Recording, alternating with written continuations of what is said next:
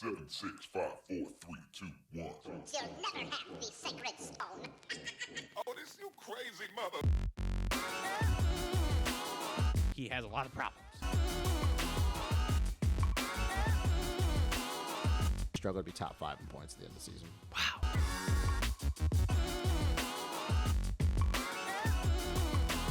When you bleach your hair, you're a sellout.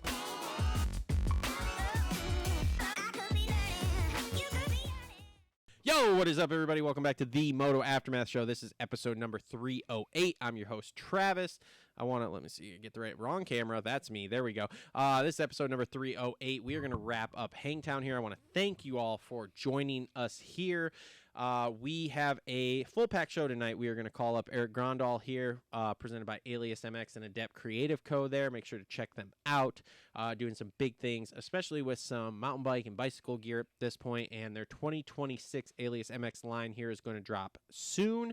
And I cannot wait to get my hands on some of that. And he's also supposed to be sending me some graphics for the kids' bike. And I finally got him the logo so he can actually do the graphic. We're getting in there. I also started working on the kids' bike. We'll save that for halftime show. Hasn't gone well, but whatever. In studio with me tonight, D14 Vice President, Race Promoter, which we're going to get into in halftime, and Battle Creek Motorcycle Club President. That is a long list of accolades to be sitting across the table from a guy who is literally like, I'm a super fan, and I ride real slow, and I like dirt bikes. Yeah, it's not really. I don't have any accolades.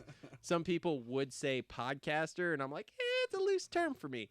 It is Mr. James Elkins' second appearance on the show. Second time, yeah. Second time. And hopefully we'll do another one this summer here. I'm always down. I'm rotating caster. Yeah, but you're busy. You're promoting. You got the club. I mean, you got shit to do. Unlike some of us who are just, running another business and the family and whatever the fuck is happening there. I find time. I went and played 18 holes of golf this morning. Did you really? Yeah. I can't fucking stand golf. To be honest, all I do with golf is I break clubs because I played hockey. So, I'm used to hitting. And, I went to a simulator at one point years and years ago. It was the last time I even hit a golf ball. I went to a simulator, grabbed my boss's buddy's club, broke the fucking head off first shot. Simulators lie. Well, I realized that over the winter. It's you go to the simulator. We went to X Golf in Kazoo. Yeah. And it's everything's dead straight down the middle. As soon as you hit the course, it's bullshit. The ball hits the corner of the screen, and you're like, yeah, dead fucking straight. We're good. We're good. So, anyway, thank you for joining me tonight. I want to thank Rev X Products. And, guys, make sure you pick up your max power here. I know we've kind of talked about this. Have you tried any of this in your bike? I'm going to send you with some of this. I have bottles. We're going to send you with some. Any single-cylinder 4-stroke motor you can put it in. We're going to put it in the kids' pitter. We're going to put it in the... I've run it in my bike last year. Yeah. Let me put it this way. Everybody gets all weird. Oh, is it snake oil? All this shit. We did a test. This is the one you did the test with. With Doug and everybody. Yep, out at the club, right? Everybody felt something different. So I don't know what you'll feel exactly or whatever. It's supposed to extend maintenance intervals, all that kind of stuff, I will tell you, just because everybody gets real weird, right? They're always like, ooh, what's it going to do to my bike? Hasn't fucked mine up yet. These are the same guys that are running Shell Rotella in their bike. Yes, because Rotella's fine. What's it gonna do? Yeah. So let me put it this way: it hasn't fucked mine up yet. So in the most basic sense I can give people, it'll be fine. Yeah. Give it a try. See what you think. Absolutely. At the worst case, it's gonna just do nothing. However, we all felt something different when we ran it, when we did the test at the club. So make sure to pick some up. Thanks to Rev X Products. And they have a full line of fuel and oil additives. I was actually supposed to go do some podcast content with them the weekend that storm rolled through. My in-laws had a bunch of trees down. Yeah. Fucked up my whole schedule for that weekend. Needless to say, I didn't do it. I got to call Dan. I apologize if Dan's watching this. I will get to do content with you. I'm trying to do some sponsor highlights here. Also on board with us tonight, we got Gutterworks going to bring you the 450 race recap. We have Flo Racing going to bring you the 250 race recap. You got any updates on Flo Racing? You want to talk about Scott? I actually hit him up today because I pinched two fucking tubes. I think he was out at Dutch this weekend. Well, I pinched 2 tubes trying to change the rear tire on my kid's bike yesterday, and so I'm like, I need somebody else to fucking do this. I was like, hey, man, you can do this? I haven't heard back from him yet, but I figured he was at the track somewhere. So anyway, we have Complete Racing Solutions halftime report coming up, which we're going to talk about race promoting as well as we'll get into some silly season stuff too, because I want to do that. We aren't gonna have. Well, I'll text. Cole probably didn't do it. I will make sure for next week's show we have the Rev X segment, and we also got NANO XTREME on board with us here. Have you tried this stuff yet? No, because you didn't send me your info to get your free fucking sample, you asshole. Free sample. We're gonna send you with some of this too. We're gonna send you with some max power to put in your bike. We're gonna send you with some NANO XTREME for when you have pain. This is an all natural pain reliever. So all day, every day. I'll send you. Here you go. Big bottle. There you go. It actually works fucking awesome. Me and Cole tested it before we brought them on. It is fucking incredible, like how well it works. When we first got the samples and we were testing it, I had slept on my neck wrong, and all day I'm like, oh fuck. And I was like, oh wait, I got some NANO XTREME. So I pull it out, put some on, and like after 5 minutes, it kind of helped. And then like 20-30 minutes later, I was like, ah man, it's still kind of painful. So about an hour later, I put a little bit more on. It was fucking fine. I was like, oh, that's cool. That's my worst spot. So, yeah, and Cole said he's used it on multiple different things, multiple different times, including his hip because he was a fucking retard and jumped out of the truck on ice and slipped and fell before a show one day. And, yeah, and it's worked great for us all the time. So, if you guys do want a free sample, again, there is an email in the link in the description down below. Make sure to send, why is this off? Why are we not? Is the stream not working? Fuck. Really hope the stream's working. It doesn't seem to be working. We seem to be fucked. Why are we not streaming? Really hope we're streaming. Let's see here. Oh, there we go. And we're back. Stream is working. Great. Thanks, David. All right. So without further ado, though, we got to jump in here. We got to call our friend. Do you hear that? Yeah, as soon as you plug it in, it's Uh-huh. like, yeah, I can hear it. It's fucking crazy, dude. Okay, we got to call our buddy Eric Grondal, who we haven't talked to for a couple weeks here, from Alias MX here. Let's give him a shout here. There we go. And like I said, He's Eric, probably like you're 45 minutes late. dude, we're not bad. We're only 12 minutes late tonight, so we're doing pretty good. Eric Grondal, what's up, buddy? Not much, just waiting on you. Brother, Told you is there any time look, dude, we're only 12 minutes behind here, okay? Yeah, that's pretty good, I'd say. I mean, it's great. How long you got? How long till you have to make your burrito of your leftovers for the week? No, I already ate dinner, so I'm good. Oh, perfect. We got all night then. This is so great because we have so much to talk to you about. Now, hey, just so you know, in the summer here, we're running a rotating cast of co-hosts. So tonight with me, I have a Mr. James Elkins, who is the vice president of D14, which is our AMA division up here. He's also president of the Battle Creek Motorcycle Club. So he does all sorts of fun things that I don't do. He has basically a long list of accolades for things, and then I'm just over here like, I ride dirt bikes and I have fun. So it goes How's it going, well. James? Good, how you doing, man? Pretty good. All right, so which one of your guys do you want to start with? Do you want to talk? You want to talk about Chase, or should we talk about RJ? There's not much to talk about with Chase. He wasn't there. Bro. So, have you talked to him? No, I haven't. You haven't sent him a text or nothing? No, I don't think now's a great time for that. I mean, you could send him a text, be like, hey, bro, you want to go play some golf or something? I'm sure he's got some time. Yeah, let me just fly to Florida real quick to play a sport that I can't play. Just go see your dad. Just go see your dad. It's fine. It's fine. You don't have to play. Just drive the My cart dad's for him. in Utah. Why the fuck is your dad in Utah? When did he move to Utah? That's where they're spending like 90% of their time now. What the hell? Yeah, I fly out Friday next week to go see them. God, no, just can't fly to Florida to see his friend who's injured and support him, but can fly to Utah. Yeah, wait, like what part of Utah? Because I lived in Idaho for 10 years. So what part of Utah? Park City. Okay, that's not bad. Yeah, it's super nice out there. Just I've don't been go twice. down the mountain into like Salt Lake. I mean, did you really think they weren't going to be in the nice part of Utah? Well, yeah. This is the Grondals we're talking about, all right? wasn't They're sure- nice people. I wasn't sure if they were Mormon or not. Well, I don't know. I have any idea. definitely not. That's one thing I've never really asked Definitely about not. is religion there on this front. But hey, we're just covering all the bases here, right? This is why we have rotating casts, because they're going to ask the hard hitting questions. So okay, so let's go back to last week, and then we'll get to this week. Okay. Okay. So Chase hits the deck. He's out. Yep. Are you hugging your pillow and being like, oh my God, what the fuck are we gonna do? Or like, how are you reacting to this here? I wasn't even watching the race, so I just kind of saw it after the fact and was like, oh damn.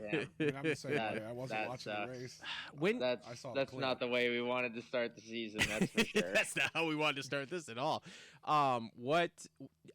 When do you think we'll see him back? Do you have obviously you haven't talked to him. Any guesses here?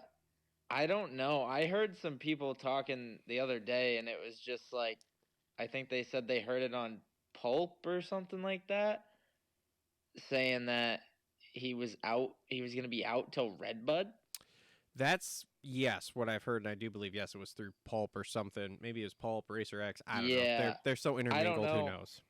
Yeah, I don't know how true it is or who it even came from or what the deal is, but that's what I heard. Did you happen to see the notes that Cooksey had of like how many races he had done in? I mean, he basically in the last. I did see him post that he'd raced like 102 out of 105 races or something like that in the last I don't even know how long, 5 years? Yeah, 4 years? something like that, which Yeah, is a like 4. fucking crazy statistic. Like Yeah, absolutely Yeah. crazy. For as much as he's crashed, to not miss Anything basically, I mean, yeah. it's- Yeah. When you think about how hard he's hit the deck, because like he doesn't crash lightly. Your boy does not hit the deck softly. He's like, you know what? We're No. going all in, torpedoing ourselves, or we're not doing it at all. So I still don't even understand what the heck happened. Like, it literally looked like his bike like stalled on the landing and he just fell over the front of it. Yeah, at first I saw people like, oh, I think he hit a neutral, and I'm like, no, that stopped. Yeah, neutral, the wasn't the rear wheel doesn't lock up when you're in Exactly. neutral. So well, I mean, have you heard anything about like his goggles situation? Like what really happened there? Because I'm confused on that. Because like no. they've been talking all week. If you have dirt in them, like yeah, it fucking is annoying, but you can get past having particles of dirt floating around. You figure out how to close your eyes. Eventually, it either gets stuck somewhere or whatever. But like to throw the goggles is like absolute insanity to me. Yeah, I mean, I don't know because I wasn't watching, and obviously, like, I just, yeah, it's hard to say. What's he wearing? 100%. Oakley. I mean, maybe somehow he got like a rock in there. I don't friggin' know. Maybe for some reason they were fogging up. Maybe a rock took the It lens could out. be That would so be- many, or maybe water got underneath his tear-offs and he couldn't see. Like, there's so many things that But if water, can just be like a fluke thing that could happen. the water thing to me though is like if it is water, why do you not just rip all the tear offs? Why do you immediately go to throw the goggles? I mean, Well, I mean, in my experience, when you have water underneath the tear-offs, it doesn't matter if you pull all the tear-offs or not. When your hands are sweaty and you go and try and wipe the water that's trapped on the Just makes lens it worse. after you throw the tear-offs, it's just going to make it even worse and you won't be able to see anything. fair point. This is So- why we have you on here for your expertise, Eric, because Yeah, I mean, don't have I that don't know. I expertise. wish I was down in Florida and could talk to him and find out why he threw him. yeah. But yeah, I can't imagine. Yeah, I don't know. I can't imagine it was just for a silly reason. Yeah. Like, yeah. I I mean, don't know. I gotta say, I have a lot of wild theories about him not racing at this point because I've heard tons of Yeah, stuff this week I've here. Yeah, I've heard some stuff too. I mean, the only thing I can legitimately say is that it doesn't sound like the relationship between him and KTM is all butterflies and rainbows at this point. Now, Yeah, I've heard it's not. However, great. however you want to go with that, I mean, we can do all sorts of wild speculation, but I've heard it's not butterflies and rainbows, and I'm like, and that's why I question. Like, I'm to the point. I'm like, do we even see him before playoffs at this point? I think you'll see him at Redbud. That's a hometown race for him. I mean, really. Yeah. Like, he's super tight. I with mean, the I Richter think he family. will race, but yeah, it seems like there's a point that needs to be proven. The other thing, and I've had this conversation with a few people this week, so I'll just throw this to both you guys here, and this is full blown, just so nobody in the powers that be gets pissed off at me. This is full blown speculation, conspiracy theory, TLR tinfoil hat talk here of we all can see that KTM is having financial issues. And not only are they having financial issues, they got bailed out of financial issues and fumbled themselves within 2 months back into financial issues. Yep. So my real question is like, is he getting paid? Is he getting his bonuses? Because he won, what, 9 races? I think so. So he won Something like that. 9 races in Supercross. I'm not sure, but quick math, at 100 G's bonus from a OEM, Yeah, 900 grand. that's almost $1 million, which when you're broke is a lot of fucking money to shell out. And I don't know about you guys, but if somebody owes me $1 million, I'm not fucking working for you anymore till you pay me my Well, fucking money. Yeah, well, I was going to ask what Eric said, like, you know, there's a point to be proven. Do you think it's, like, bike-wise? Like, he's proven a point bike-wise? Is he really having a lot of issues with the No, bike? I was more referring to what Travis just said. Oh, okay, the money. Yeah, no, I mean, that's not really much. That's not really tinfoil hat. That's not much of a stretch to think. A place. Look, I just when have a- to when a cover my company- bases I here, get it, okay? but I don't. Yeah, have and to I kiss- also want to back that up. I have no idea. Have not talked to Chase. Have Yeah, not no, heard I'm from just him. saying, like, I'm not. But yeah, I don't have to it's be nice pretty to easy Fel. to put 2 and 2 together. Yeah, Like, you got a company in financial ruin, Yeah. and they owe you a bunch of money. He might not be getting paid. Now my big question Not a is, big stretch. and people wanna be like, well, he's winning on the KTM. Why would he leave and go to Kawasaki? It's like, it's not that hard to think. Like, they're in huge trouble. Like, Yeah. your future there is not like. How do you have sealed. contract talks with a company that's broke? mm-hmm. Yeah. And like, Yep. and then like people will point to AP because he's obviously re-signed and he's still racing. AP doesn't have a choice. AP Yeah, does not have exactly. teams beating down the door. Yeah, I mean, there's- Chase can go almost anywhere at this point outside of, well, I'll call it Honda. Yeah, but like AP's win here and there is an outlier. He's Mhm. not a guy. That's not his thing. So like you said, there's people aren't beating down the door for AP. Yeah, and he's probably salaried. What would you say? Is he 600, 700 base salary? Yeah. Yeah, probably. I would say probably around 600 Yeah, I would say if I 5 had to to guess. 6. I just look at like AC. His last year, he was 800K base salary from Kawasaki. So like, I would say AP is slightly less than that per se. Yeah, and especially because he wasn't really that like star factor like AC was. Yeah, for Like, sure. you know, AC, like, you know, he had it and everybody knew that the potential was there. I mean, shoot, he almost won his first ever 450 Supercross. Yeah. And I mean, he won his first ever 450 race at Monster Cup. Yep. So, you know, the potential was always there with Adam. It was just very unfortunate that an health stuff. injury, Mm-hmm. you know, kind of shortened his career up. Yeah. So like, I could But see his. AP's been like, you know, he's either hot or cold. Yeah. Like, there's really no in between, and he's never been able to be super consistent other than what? Well, His and- last yeah, and let's 2 be years honest, on 250s. they didn't owe him $900,000 in bonuses. Yeah. That's the thing too. Yeah. And like, I'm sure like his contract, where with all of us, like 600K even is no amount to sneeze at, No. and it's a big paycheck every month to So him. if they're like, "Hey, I'll resign you," he's probably like, "Where?" Yeah, but I'm sure that that's one that like they can pay, because it's like, and you guys can correct me if I'm wrong. When they first went into financial issues here, didn't it come out that they were literally like the bank was making them go in and renegotiate all the MotoGP contracts because they were getting paid too much, they thought?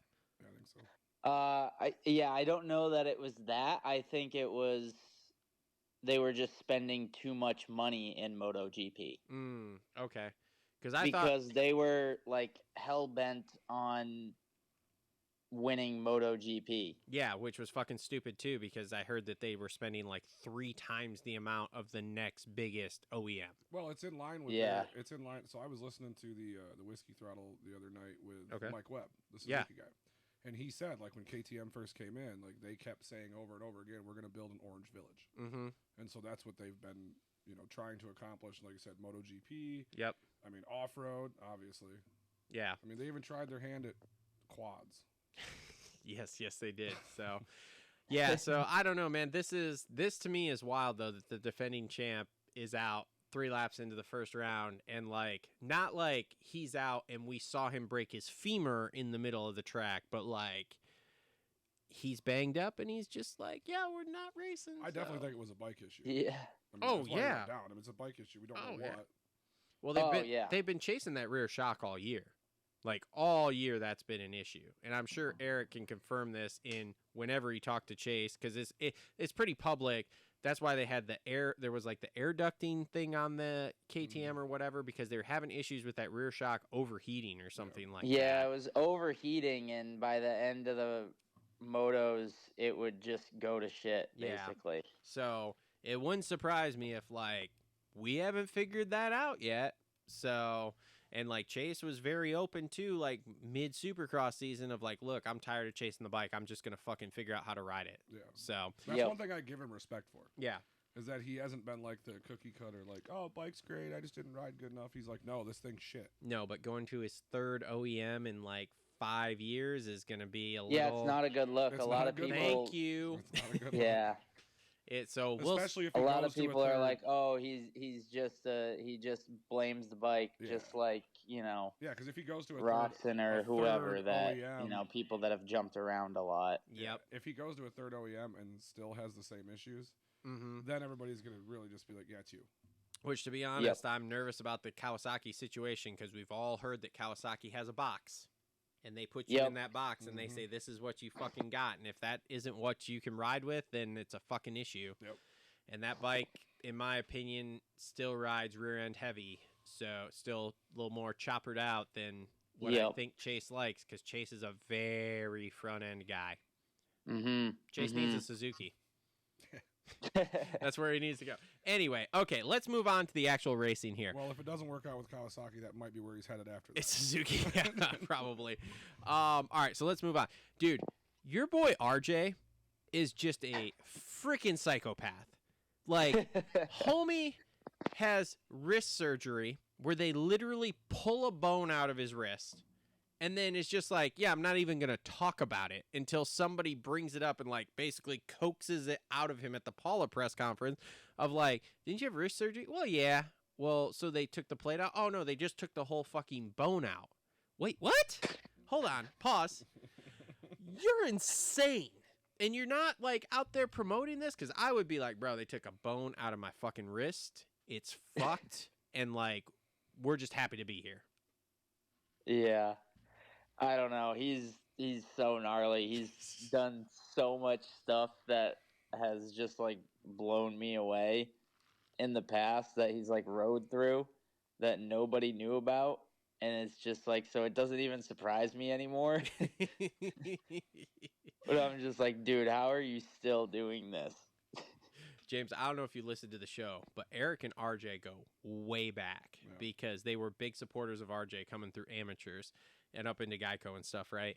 And Eric has stories of RJ at the practice track just doing shit that, like, you and I would shit our pants doing. And RJ's just like, what do you mean? I mean, I just rode a moto. I don't even know. And no one else can even believe it. He did a full-blown, the short story of what Travis was saying is he literally did a full-blown Superman, like both feet flying in the air through a whoop section before it was training for his first season of Supercross. and he like finishes his lap. He somehow like got himself to the brakes to make the corner, finishes his sprint lap, and then comes back, and we're all just like staring at him like, what the fuck is wrong with you? Like, why did you not pull off immediately and be like, thank you, God, for not letting me die just now? And he's just like, what? And we're like, So dude, you just almost died. He's been sketchy from the start. He's like, oh, yeah, I got a little sketchy through the whoops that time, but it wasn't that bad. I'm like, it wasn't that bad. I'm like, dude, you did a Superman. But can we talk about his sketchiness? Because he's not sketchy on the 450. I don't understand why. Because you have to ride a 250 a certain way. Yeah, I know. I mean, you have to ride a 250 sketch, or you're not going to go anywhere. Like, through 2 rounds, he is probably the most impressive dude on the track. Yeah, I mean, he's running top 5. There's no lack of talent there. Rookie. Sometimes there's a lack of like thinking. Well, but he says but now he's a thinking man. James was talking about this weekend on the broadcast. Hey. He's a thinking man now because he doesn't have to ride the fucking balls off the thing. He doesn't have to go wild, like it's fast. Yeah. You know? So he can just go, and he's a thinking man. But we'll see how much he's thinking if he comes down to like 2nd or 3rd place in points at the end of the year and he has to clean somebody out. Well, you know. I mean, how much thinking is he going to be doing at that point? We'll see. I don't think he's going to be top 3 in points, but he's going to have a good year here because, I mean, dude, there's all signs point to, like, he's just going to be there. Now, is he re-signed? He has a contract through next year. Yep. So, Malcolm, right? The Malcolm thing I've heard is up in the air because I've heard him linked to Triumph, too, here. Yep. I've heard the same thing. The people all losing their mind about him not wearing 7 anymore. Like, and I'm like, he's getting a chance to start his own thing with like the fishing gear. Like, well, you know, Eric happens to be in the gear game, I know, so he probably knows some of the backstory here on people stuff. Losing their shit about it, and I'm like, yeah, I mean, okay, but I was just told that he wasn't getting paid, so he finally was just like, well, and honestly, dude, like I was talking with somebody the other day about that, and I said, dude, it was his brother's company. He probably wasn't getting paid. Yeah, I mean, and it probably was. It was just a family deal, and FXR probably went, look, here, we'll give you this, and we'll help you start your fishing company. Like, yeah, why would you not? Yeah, I mean, it's just a money move, and I can't believe his brother's upset about it. Like, yeah, cool, you promoted us for this many years for basically free. Like, I mean, if he is upset, then it's stupid. No, it's these other people. Just other people who are like, oh, he just shit on his brother, and it's like, I think I made that point either I don't know if it was last week or at some one of these dumb shows that I'm talking about all the time. I think I made that point of like, yeah, he probably was just doing it because it was family, dude. Yeah. So like, whatever. Probably if it was my brother, I'd be like, go make money, dude. Yeah. Oh, I mean, he was definitely getting paid by them, but I think, I know that they've been struggling for a while. So, well, Seven's one of those companies that's weird to me. It's like it's not one of those brands you see all over. No, so that's why I've never understand the economics of it. I guess when we would Alias say. first came out and it was fucking everywhere. That's because it was awesome and Eric was losing money at it all the time. All right, we've had this conversation. I love the sales they had, but it wasn't financially responsible for him. But that was before I knew him too, and that is also why I still have all sorts of Alias gear that's still basically almost brand new because I don't ever ride and I bought a whole bunch of it, so it's fine. And now, I was talking with some guys a little while back about like the gear brands that have like went away, the flash in the pan stuff, like Alloy. Yeah. When Mike Alessi and Jeff Alessi were Alloy, like stroke a check, baby. No fear. No fear. Dude, I had so much No Fear. One Industries, which they're kind of back now, but it's weird. I don't know. Well, they only have shit kits most of the time.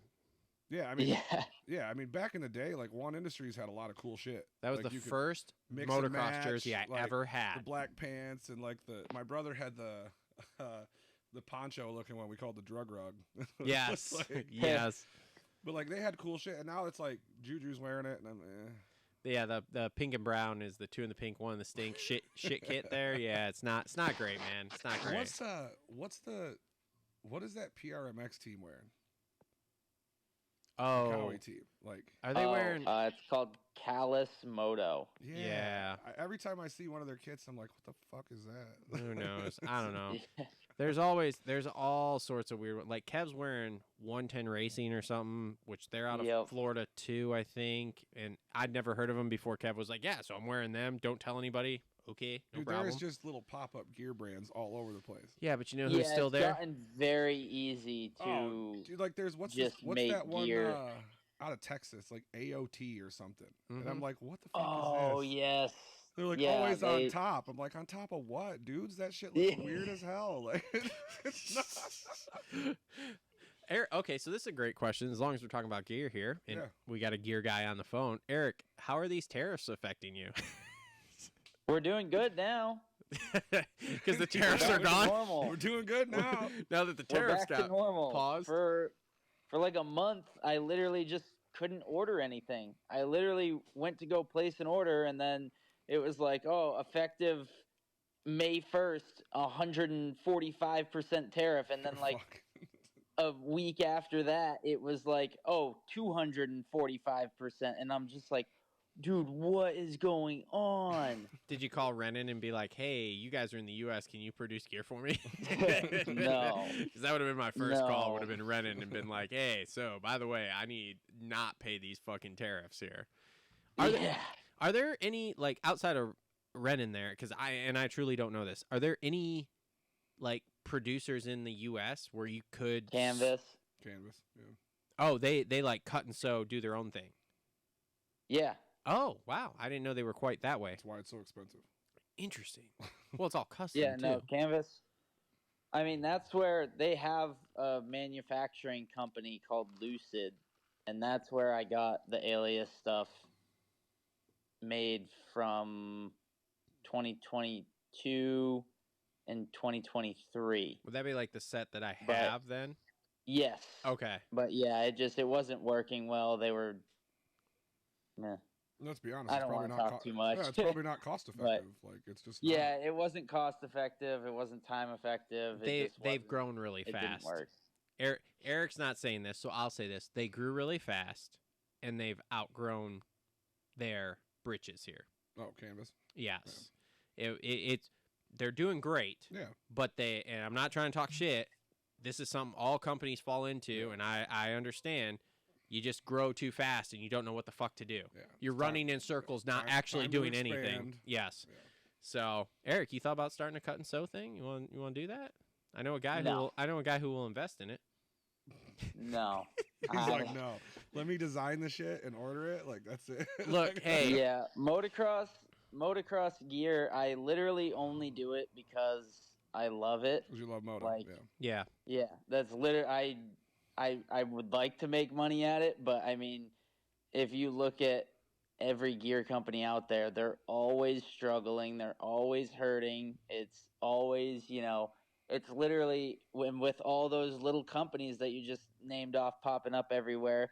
It's literally a race to the bottom. Like, who's going to give the biggest discount and the lowest price? Yeah. And that's where people are going to go. Like, and it sucks because it's kind of,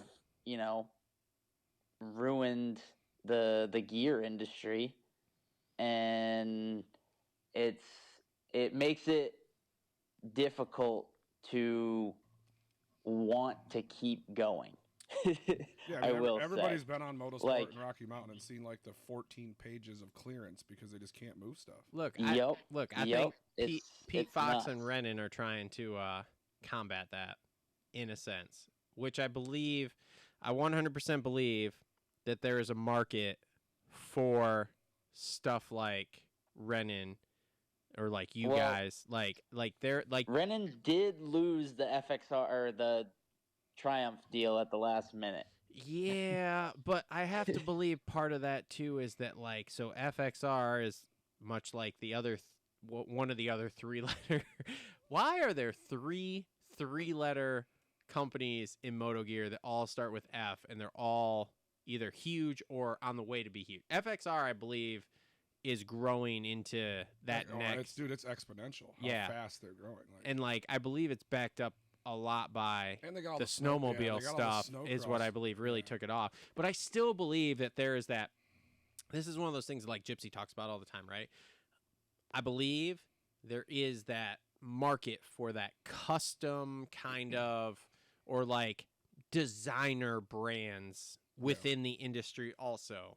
And like, yes, it's not going to be a Fox or a Fly or whatever that will just sponsor anybody, and they're $2 billion and they have gear for fucking $15 for a pair of pants or whatever. It's like, there's not that. But you look at like Renan, obviously, Eric, like what you're doing with Alias there, where it's like there can be this limited supply, limited quantity, limited edition type shit that is super high quality that like can be there. There's a spot for it. Just like there's a spot for building a essentially factory 250 or 450 bike that you sell to a guy like myself for like $30,000 fucking dollars. But it has all done suspension, everything's coated, everything's done for you. I walk in, I buy it from you. It's a brand new bike with 0 hours, but it's got every upgrade that I fucking wanted. And like all I got to do is put fucking gas in it, make sure I change the oil every fucking 3 hours on it. Yeah, and then you have like the O'Neills, which is fucking everywhere nowadays because they give everybody 60% off. And I'll be honest, there have been some of those O'Neill kits that Justin Cooper's been wearing. I'm like, that's fucking sick. I know, but dude, there's other ones. like, I'm like, that's fucking terrible. Any fucking Tom, Dick, Harry can go on whatever the fuck, hook it. Yeah, and throw their info in, and O'Neill, dude, and I'm telling you, and O'Neill's like, here's 60% off. Like, how do you make any fucking money? I don't know, man. Here's 60% off. Like, if you go OGO props them up. Yeah. I mean, if you go to a local motocross race here, it is like 70% O'Neill. That's crazy. Insane. It's O'Neill and then OGs, which is like a local goggle brand that started making gear. I can't get behind OG. I just don't. I'm just like, whatever. I can't get behind O'Neill. Some of their stuff looks sick. O'Neill's the same way as Fly. But O'Neill's been around for fucking ever. I know, but it's the same thing as Fly, in my opinion, right? It's just like, it's the broke people stuff. But I will say, like, I will say this. I have a set of, like, the Dino, like, the Dean Wilson Prodigy stuff from, like, 2 or 3 years ago. Yeah. That shit fit really good. Like, cool. It was top level. It was good stuff. Do you want to know what some great gear is? Everything else fucking sucks. You should try some Alias MX stuff. I was just going to say, like, I'm about to, like, switch gear stuff. And I'm like, I'm going to have to get a hold of Eric. Well, in all fairness, Eric, the 2026 stuff is coming out. Well, it's not 2026. It's just 2025, whatever. I just followed our 25 summer line. 25 and a half line. It's like those factory edition cases. It's 25 and a half. Is coming out soon? Yes, it'll be this month in June. But here's the thing, though. Is your stuff, like, form-fitting? Because I don't do that shit. Like, I am 6'4" and 270 pounds. Like, form-fitting gear, like, that's one thing with O'Neill. Like, I wore that for a little bit. And, like, when all their mayhem stuff was, like, I'm not trying to look like an overstuffed sausage. I'm a big dude. Like, if I put something on, it's like, it's just not good. Yeah, you might not like our stuff then. It's not super tight. Like, it's not going to be like a Flex Air or like a Super Tech. Yeah. You know, or Barsha, Barsha. Your tree root's not going to be showing to the wife, dude. It's fine. Like, the Barsha. It's not that pants. tight, but it's also not baggy like what we used to be. Well, that's the thing is, like, I think the issue is, like, I'm 40. And so, like, I came up in the 90s. Yeah. You know, so you're like no fear, like pants over the boots. No. Fucking jersey untucked. No. But no, like, what is that? Like, superhero cape on. Like, I had a set of the Thor core stuff back in the day that Chad Reed wore, like the blue and white, like the blue and white stuff. Yeah. Like, I like it to be a little bit loose. Like, I just don't want to be out there with like man tits shaking around. Like, look, so I have with that tight stuff, I can't put a chest protector. Oh, I understand. Like, I'm a big, and I'm not like super fat, but like I'm a big dude. I mean, I understand. I'm not in as good a shape as I used to be. I wear a 3X t-shirt. It's like a 2-3X jersey. You can't put a chest protector under that. I look like the Stay Puft Marshmallow Man. Eric, how big do your sizes go? 3X and bro, I'll test it out. I've got some 40s of new stuff still. Dude, you know the funny part is though is like I wear a 3X. I don't think I ordered any 40s in the new stuff because I just really didn't move many of what I'm saying is I'm 40 years old. Like, even though I'm a 3X, I wear a 36 in pants. I got no fucking waist. Like I'm all I mean, chest if you're and afraid of shoulders, it like- being tight, I would maybe go with a 38 in ours. I got thunder thighs, man. That's what it is. I got no waist and big ass legs. I think I got a pair of pants, a pair of the last set of Alias MX gear pants over there somewhere they were a size too big for me because I'm like a 34. Yeah. And Eric was kind enough to send me the smaller size, and I was supposed to send the other size back, which I didn't because I fucking suck. And Eric was just like, fuck it, don't worry about it. But we may have that for you to try I'm on. one of those people that does, like, I don't like to wear what everybody else is wearing. I know. Like, I started wearing O'Neill stuff years back when it was first, like, coming back around. Mm-hmm. And then, like, I started wearing some Fast House stuff. Now, fucking every goon with long hair wears Fast House, and I'm like, I just don't want to wear it anymore. Like, it's one of those things, like, everybody thinks they're Patrick Evans. And I'm over it. I mean, I throw some pretty big fucking butt whips. So, like, when I start seeing a certain gear brand, like, all over the place, yeah, I want nothing to do with it. Yeah. I've never worn Fox for that reason. I like that, too. I'm with you there. I mean, I've never worn Fox. I've worn Thor stuff for a minute. Yeah, I had that way back when I first started, 10 years ago or 12 years ago, whatever it was. I've worn a lot of Alias stuff. I like Alpine Stars, too. Alpine Stars makes good stuff. They make great shit. Dude, I'm so old. I had the James Stewart Forma comp boots with the polka dot insides. Nice. Way back, dude. I'm old. Eric, what's the chance that we could collab and I could design some fucking gear? You want to design gear? I think I can make some cool shit. He's trying to be after the graphics kit I just made you. I don't know if I agree with that. Bro, what the fuck is wrong? First off, okay, we'll get to the graphics kit here in a second. He's trying to be AOT over here. I'm trying to have a collab and design some cool fucking gear. I just know, dude. I just know there's gonna be somebody in the comments that got like 75% off from AOT, and they're gonna fucking shred me. Pause. Probably. Pause. What is wrong with the graphics kit? First off, I don't feel like I had a whole lot of input. I was like, yo, these are the colors, and this is the graphics kit that like me and the wife decided, okay, the kid will probably like this. What was wrong with the graphics? It was great until you maybe make the CRF in teal. What the fuck? Shut the fuck up. It's for a 10-year-old girl, and she's really into teal right now. Is the bike red? No. I'm just messing with you. It's gonna be, dude, I got a whole white plastic kit over there, right? I just wanted to give you a hard time because of the teal logo, because you knew that I didn't want to do it. Well, let me tell you this. So I started working on the kid's bike yesterday, which is great. It's only June, so we're way ahead of schedule here. Halfway through the year. I made the kid work on it with me. The exhaust that I've been holding on to for that thing for like 4 or 5 years, I believe is for the generation before because it fits, but it doesn't quite line up with the mounting points. So we didn't get that on.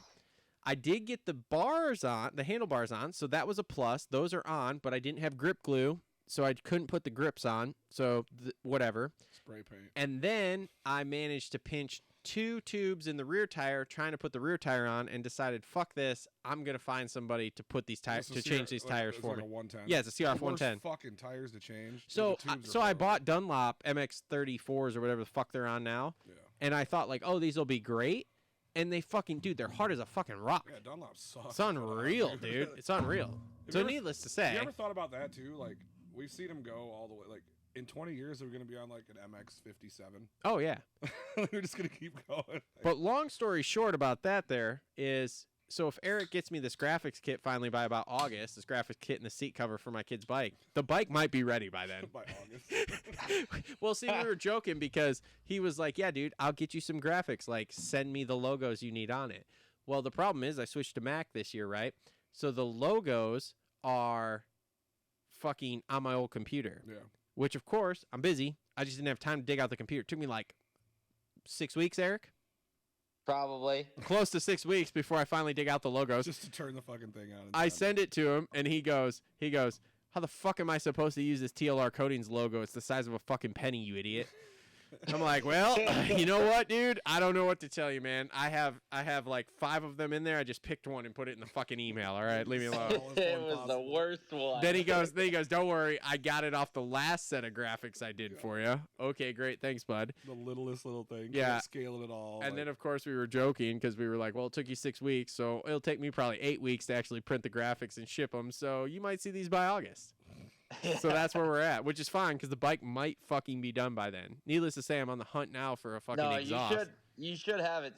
You should have them like literally any day. Oh, really? 'Cause we were just waiting on the seat cover. Yeah, the seat covers add a week or two typically. Okay. Well, that's fine. Like I said, I literally just started working on it yesterday, and now I'm in the process of getting someone to change the tires for me because I'm just like, fuck it, I'm over it. Pinching 2 tubes. I'm not spending $300 in tubes to change fucking tires here on this thing. I will literally pay somebody else to change tires. Yeah. Yeah, that sounds miserable. I don't even care. Like my brother, I'll call him and be like, dude, I got tires I need to change. $20. I'll give you $20 a tire, and he's like, sweet. Well, like I said, I text Scott this morning from Flo Racing and was like, hey man, can you change these tires? And he's like, well, yeah. Do you have are they off the bike or on the bike? I'm like, dude, they'll be off. Like, I'll take them off. That's fine. I don't want to fucking deal with this anymore. Okay. As usual, we can't talk to Eric about what the fuck we're actually talking to Eric about. We just get off on all these tangents. All right. What are your biggest takeaways here from these first 2 rounds? Eric, let's start with 450s here. With 450s. Yep. Prado is not where I thought he was going to be. Thank you. I knew you'd be happy about that. Dude, we'll get to this when you and I talk 450s here, James, but it's a fucking disaster. You don't like the Prado glaze? Yeah. With the amazing starter that he's always been, he's gotten shit starts in every single moto. And when he didn't get a start in MXGP, he always just kind of rode where he was. So honestly, that second moto at Hangtown, he finally rode really, really well and pushed his way up through the pack and got into 5th. So I think, hopefully that'll give him some confidence to get a friggin' good start this weekend and, show what he's truly capable of. Right. I feel like Thunder Valley should be a track that should suit his riding style a little bit more because I feel like it's kind of more of a European type of track. RJ, I mean, he's just nuts to be racing. I mean, biggest surprise though, right? Biggest surprise as to how good he's actually doing. Yep. I think Jet showed that he is beatable. He's not everybody that thinks, oh, he's just riding at 50, 60, 70% when he gets out in the lead and he's just cruising. Like, no, that motherfucker is literally going all out. He just doesn't ever look like he's trying. Do you put any weight though on they haven't got the bike fully figured out and they missed the setup first moto? I mean, to be honest, I didn't think he looked any better in that second moto. I think he just got the whole shot and was able to just kind of do his thing.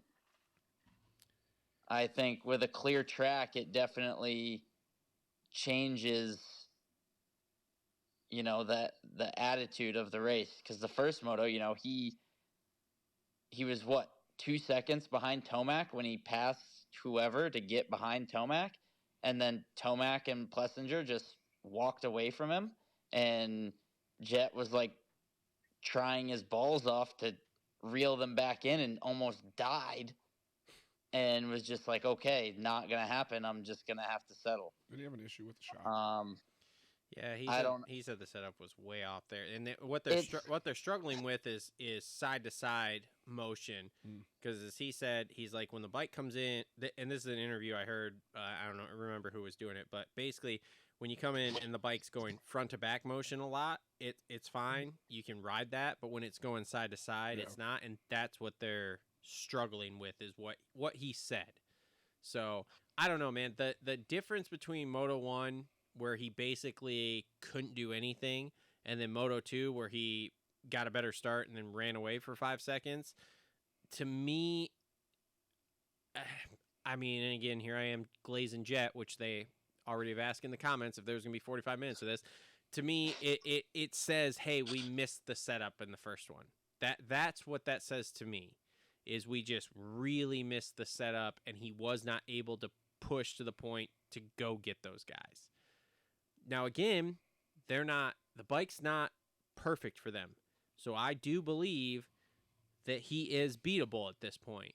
However, I also think that these guys fuck up every time that he's vulnerable and do not capitalize on it enough. And then, I mean, you can't have a guy that gets that is as good as he is, gets third the first moto there, and then the second moto you let him run away and get the overall. Yeah, because Eli usually kills Hank. Yeah, no, Eli, he needed to not crash in that second moto. Start and crash. He kills Hangtown always. Yeah, so I don't know. I'm hoping that he can get his starts figured out, because that's gonna be what decides this title, really. Like, Jet always gets good starts. I mean, shoot, James or whoever on the broadcast was like, oh, Jet and Hunter got terrible starts in the first moto, and they were 5th and 6th. I'm just like, dude, are you kidding me? Yeah, they're terrible usually starts. Up front, yeah, and from what Jet said, he missed his shift to third in that first moto and hit limiter, and that's why his start was the way it was. That's why his start was 6, which is just fucking horrible. That's crazy impressive that he was still able to come out in 6th. Yeah, like those Hondas are so fucking dude, dialed. they're rocket ships. They're absolute rocket ships. It's unbelievable. So so that lends the question here before we move to 250s then. Do you think he loses in overall this year? Yeah, I think Tomac's going to beat him. Okay. I don't know when or where, but I think Tomac will beat him. I really think Justin Cooper's going to get an overall this summer. I don't know that he gets an overall or even a moto win. Yeah, that's too far-fetched for me. I think maybe a moto win, but I don't even think that. I think overall is a lot of pressure to put on J. Coop. I think we get to the end of the year and all of a sudden you're like, holy shit, he's like third in points. I think that's what it ends up being. Well, maybe it's a battle between him and AP, but I do think that like you're just gonna look at the standings at the end of the year and be like, holy shit, he was basically irrelevant all year, and like there he is. Yeah. So, okay, so let's move to 250 class, and I'll pose the same question here, just right off the rip. 250 class. Yep. Does anybody beat Deegan for an overall? No. Okay. All right. I don't think so. We're on the same page with that. To be honest, I think he has a chance to be the first person to ever go undefeated in the 250 class. Ooh. Yeah. As much as I can't stand the kid, I agree with that. See, I was posing that question hey, I'm in the same boat. Like literally, like if I have to hear "I'm him" one more time, but like, I mean, he's a good rider. I mean, I'll say the same thing I said before. Like, he's a great rider on a 250. That riding style is not going to translate to a 450. Yeah, I don't see. I mean, I like Vial, I like Kitchen. Davies isn't as good outdoors. Not really. Yeah, and we don't even know what the time frame really looks like for Davies, do we? So no. Yeah, I mean, I like Vial, I like Kitchen, but right now it's pretty clear that they're not on Hayden's level. The best shot they got is like Kitchen at Washougal or something. What about Joe? Nobody thinks Joe can get a moto win even? Joe's riding good. If Joe's gonna get a moto win, it's gonna be like Redbud. He rides really good there. Yeah, I mean, I don't want to think that Deegan's gonna go undefeated, but I mean, I do think it's possible. I think he's gonna crash because at some point. He's so good at outdoors. Yeah, but if he stays up, like, they have no chance. But I just have a feeling he's going to wad it up at some point. Yeah, I mean, he's always, he has a bad start here and there, so it is going to be tough for him. Yeah, I mean, you think of his Supercross issues. When did they happen? Yeah. Bad start. Yeah. He's trying to push too hard to get to the front. He's not a Supercross guy, dude.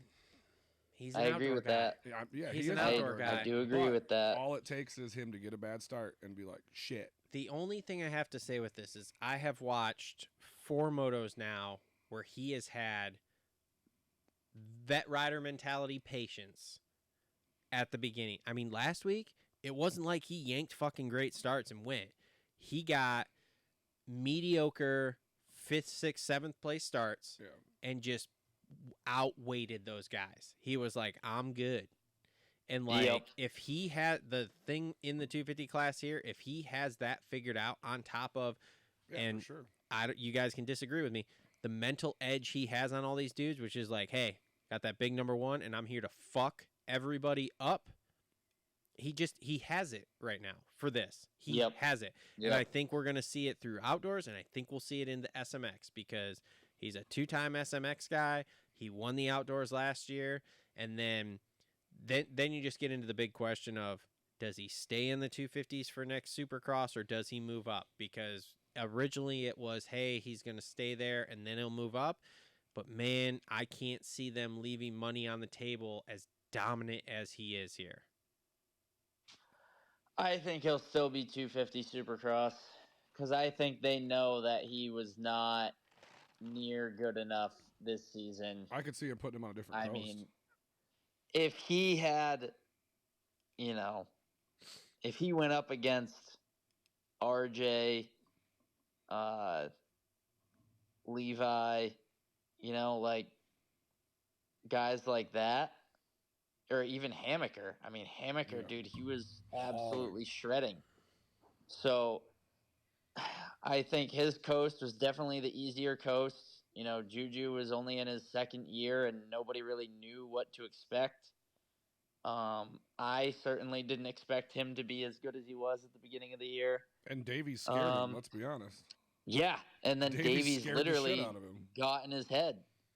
And so the last couple rounds, he just was doing stuff to fuck with Davies.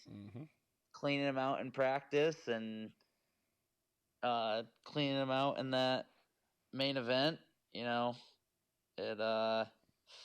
I think them riding the test track together. It definitely showed that Davies got in his head. That's for sure. Yeah, I think them training together, like them riding the test track all the time together. Like I feel like Deegan notices like how much better at Supercross that kid is than him. Yep. And he's like shitting when they go to the races. That's why he couldn't just pass him clean. Yep. Exactly. Exactly. Is Kitchen like the biggest flop in the 250 class? I mean, I thought he rode pretty well this weekend. I don't know, man. He's been. I mean, I don't know. He was out for quite a while, wasn't he? Like, I guess, but man, dude, he's supposed to be a guy.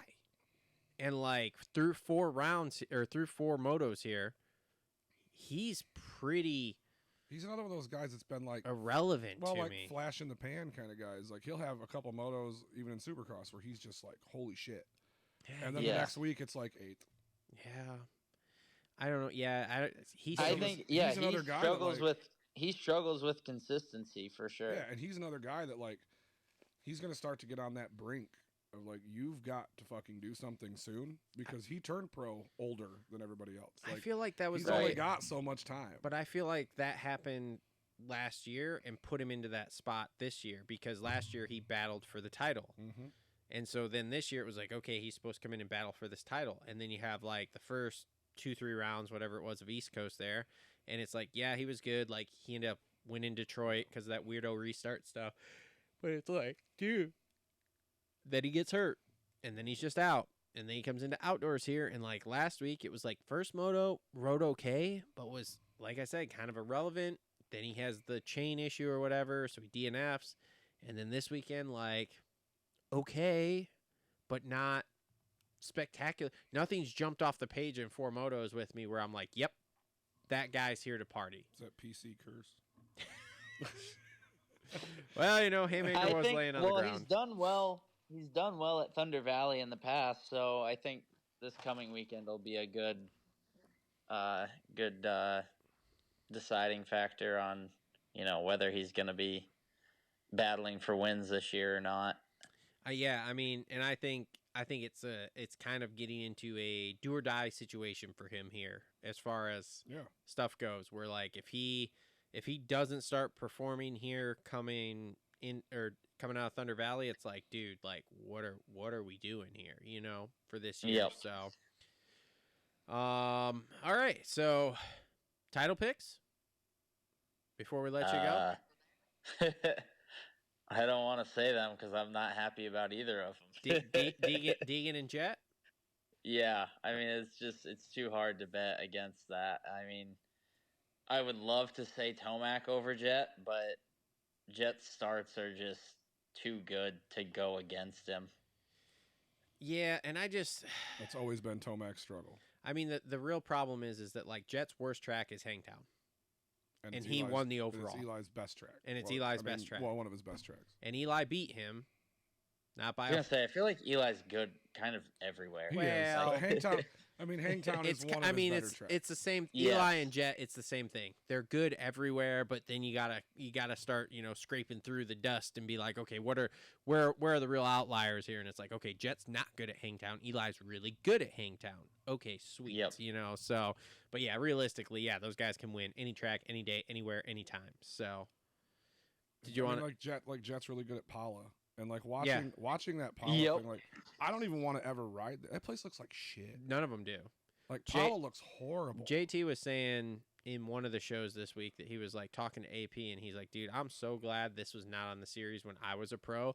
And AP basically told him, he's like, dude, none of us fucking like this place, but we all just deal with it because we have to. And JT's like, oh, okay. Yeah, it looks like complete and utter ass. Yeah, it doesn't does. Look fun at all. No part of it like flows. It's just shit. Just add this to the outdoor series needs to be like 8 rounds. We don't need Paula. What? No. Oh Lord, here we go. Just go find a better track. Yeah, dude. I was just saying, just find better places. Way cooler than Supercross. Where? The problem is there aren't better tracks. Glen Helen is better than fucking Pala. Okay, everybody has to get the fuck over. Glen Helen is never gonna work with MX Sports again. I'm saying until either Davey or Bud Feldkamp die. No one is ever doing that again. I understand what you're saying. I get that. I know about that situation, but it's still a better fucking track. It's okay. Dude, there are plenty of tracks on the East Coast that they could East go Coast to. has got a bunch. Okay, like where? They could go to Texas. They could go back to Freestone. Yeah. Oh, okay, Freestone, except for everybody had fucking we can't even handle 100-degree no humidity weather in fucking California, and you want to go to Freestone where it's 110 fucking degrees with fucking 89% humidity. Yeah, that's gonna go up. Hey, the motos are 10 minutes today. Yeah, literally. So that was so lame. The only way that works is if we go back to a true super motocross championship where like in April we go to Texas and ride a national, and then we go to Florida in April and ride a national, and then we go back and do the last 3 rounds of Supercross in the you're Northeast. Talking like 80s and 90s Supercross. I 100% am. We race Gatorback and then race Tampa Supercross. Bingo. And in my mind, if we're going to be this whole cohesive fucking thing that we're supposed to be, why not? Why not? Can you think of the cool places we could go race Supercross if we race Supercross in June? True. I mean, you could go to the Northeast and it wouldn't be a fucking shit show or a coin toss of if it was going to be a shit show. Like, I look at tracks that they don't go to anymore. I mean, what was it? They went to WW in Florida a few years back. And I'm sorry, like it wasn't great, but it's still fucking better than Pala. Yeah. Well, and that was a situation there was a fallout with the owner. Yeah, Steel City wasn't a great track, but it's still better than that shithole. Yep. I understand. Oh, I love Steel City. See, like Steel City, like place was epic. Way better. And I mean, like even it's just a housing development now, though. Yeah, but like going back in the day, like Kenworthy's in Ohio, it kind of sucked, but it's still fucking better than Pala. Looks like like if I was a local racer, like any racer, and they show up to Pala, they're like, "Fuck this." Mm-hmm. Well, yeah, I mean, Pala is not like that during the week. Oh, I'm sure. It's a lot better. But like, why? Because they don't try and rip it. Yeah, don't 10 rip it. feet deep. Yeah. Yeah. I mean, that's what they need to do. They need to go back to like the old school days of just letting the tracks develop naturally. I know, They don't every need to track wants rip to rip every track Oh my God. 10 feet deep. You mean let's go to Unadilla and just start with grass? Yeah. Because Yeah. I'm in on that. Like, and again, this is the thing where it's like, okay, cool. If we did that, and again, we alternated and really tried to see who the best guy was at the entire realm of like supercross, motocross, everything. And I know we've gotten so into this, oh, we race supercross, and then when we're done with supercross, we race outdoors. But I do feel like it pigeonholes us into we can only go to certain places at certain times because of weather conditions, blah, blah, blah, whatever. Okay, cool. You want to have a 31 round series? Let's fucking spread it out a little bit or something and like really do some cool shit then. Let's do some cool shit. Well, then they could schedule a little bit better too, where you're not going from fucking New Jersey to Seattle. See, I was having this conversation with someone last week too of like, Yeah, they don't care. yeah, that's Fucking a problem. But then it's like, because we were talking, who was I talking to this about? And it was outdoors, and I was like, but the problem we run into with outdoors too is like some of these races, for example, Red Bud is fucking weird, and we know because we had COVID cross. Red Bud's fucking weird when it's not on 4th of July. Yeah, So, like, you it sucks. have to have Red Bud. Yeah, Red Bud has Well, the 4th of July. look, I'm not going to say it sucks, okay? Those fall races were fucking awesome. Oh, yeah, for sure. Outside of the fact there weren't any fans, so I know they didn't make any money, so that sucks But it's still to gotta them. be 4th of July. 4th of July But and Red Bud are fuck, it was synonymous. cool. It's in the fucking, like, encyclopedia. Yeah, so it's like that. Washougal has its weekend. I think isn't High Point's Father's Day or something weekend. something like Is that what it is? So, yeah. So like that's the other problem is that we're kind of pigeonholed into certain weekends for certain races type deal. So, Yep. but with that being said, I think fuck it, throw it all on fire and let's fucking start over. Let's get A1, finish in Vegas, and let's fucking roll from there. But yeah, we were talking about like the track thing on the rip tracks. yeah. Like it works at some places. Like Yes. Red Bud. When Red Oh, Bud's for ripped, sure. When Red Bud's ripped up good, like but if you Yep. look at videos Red Bud, Millville. Yeah. If Iron you look Man. at videos of Red Bud from like the mid '90s, Dude, dusty. hard pack as fuck. Dusty. Like it's not ripped at all. Like everything changed in a wave, and for some tracks it works really well, but they try to do it with other tracks and it doesn't. It Yep. does not work Yep. good. Hashtag you are correct. So, well, with that being said, Eric, I appreciate you coming on. We've had you on for an hour here. I do have to say, I'm very sad that if I make the trek out to Southwick here, that you're not going to be there to show me around. I know. You're gonna have to go talk to Chase on your own. I mean, I really was excited because I was like, you know what, this is going to be awesome. I'm going to have a local who's going to know that track inside and out, so he's going to be able to show me the good standing spots to view during the motos. Oh, there aren't many. We've had a Massachusetts guy over here in Michigan doing all the qualifiers and stuff for Loretta's. Who? Really? Chris Canning. No shit. Oh, no way. Canning was at Red Bud, and I think he just did the regional. Hmm. Yeah, dude, he was hucking the leap in the rain. Hell yeah. Jesus Christ. And everybody, dude, all these kids nowadays don't even know who these people are. They're Which like, is "Who's crazy. that guy?" And I'm like, "What?" I'm like, that's the guy that could just show up to Southwick whenever he wanted and like do well as a 3-digit guy. Yeah. Like, he Yep. rips, he hauls. Who's that guy Yep. jumping the leap? I'm like, God, are you 12? Yes, they are. yes, they are. So, all right, man. Well, thank you for coming on. We'll talk to you next week, I suppose, for what's it called? Thunder Valley? Yep. Do we have a week off? I don't even know the schedule this year. Are we week off after Thunder Valley? I think so. We're 3 and then break and then 4. Well, that would be Father's Day weekend off. Well, that's great.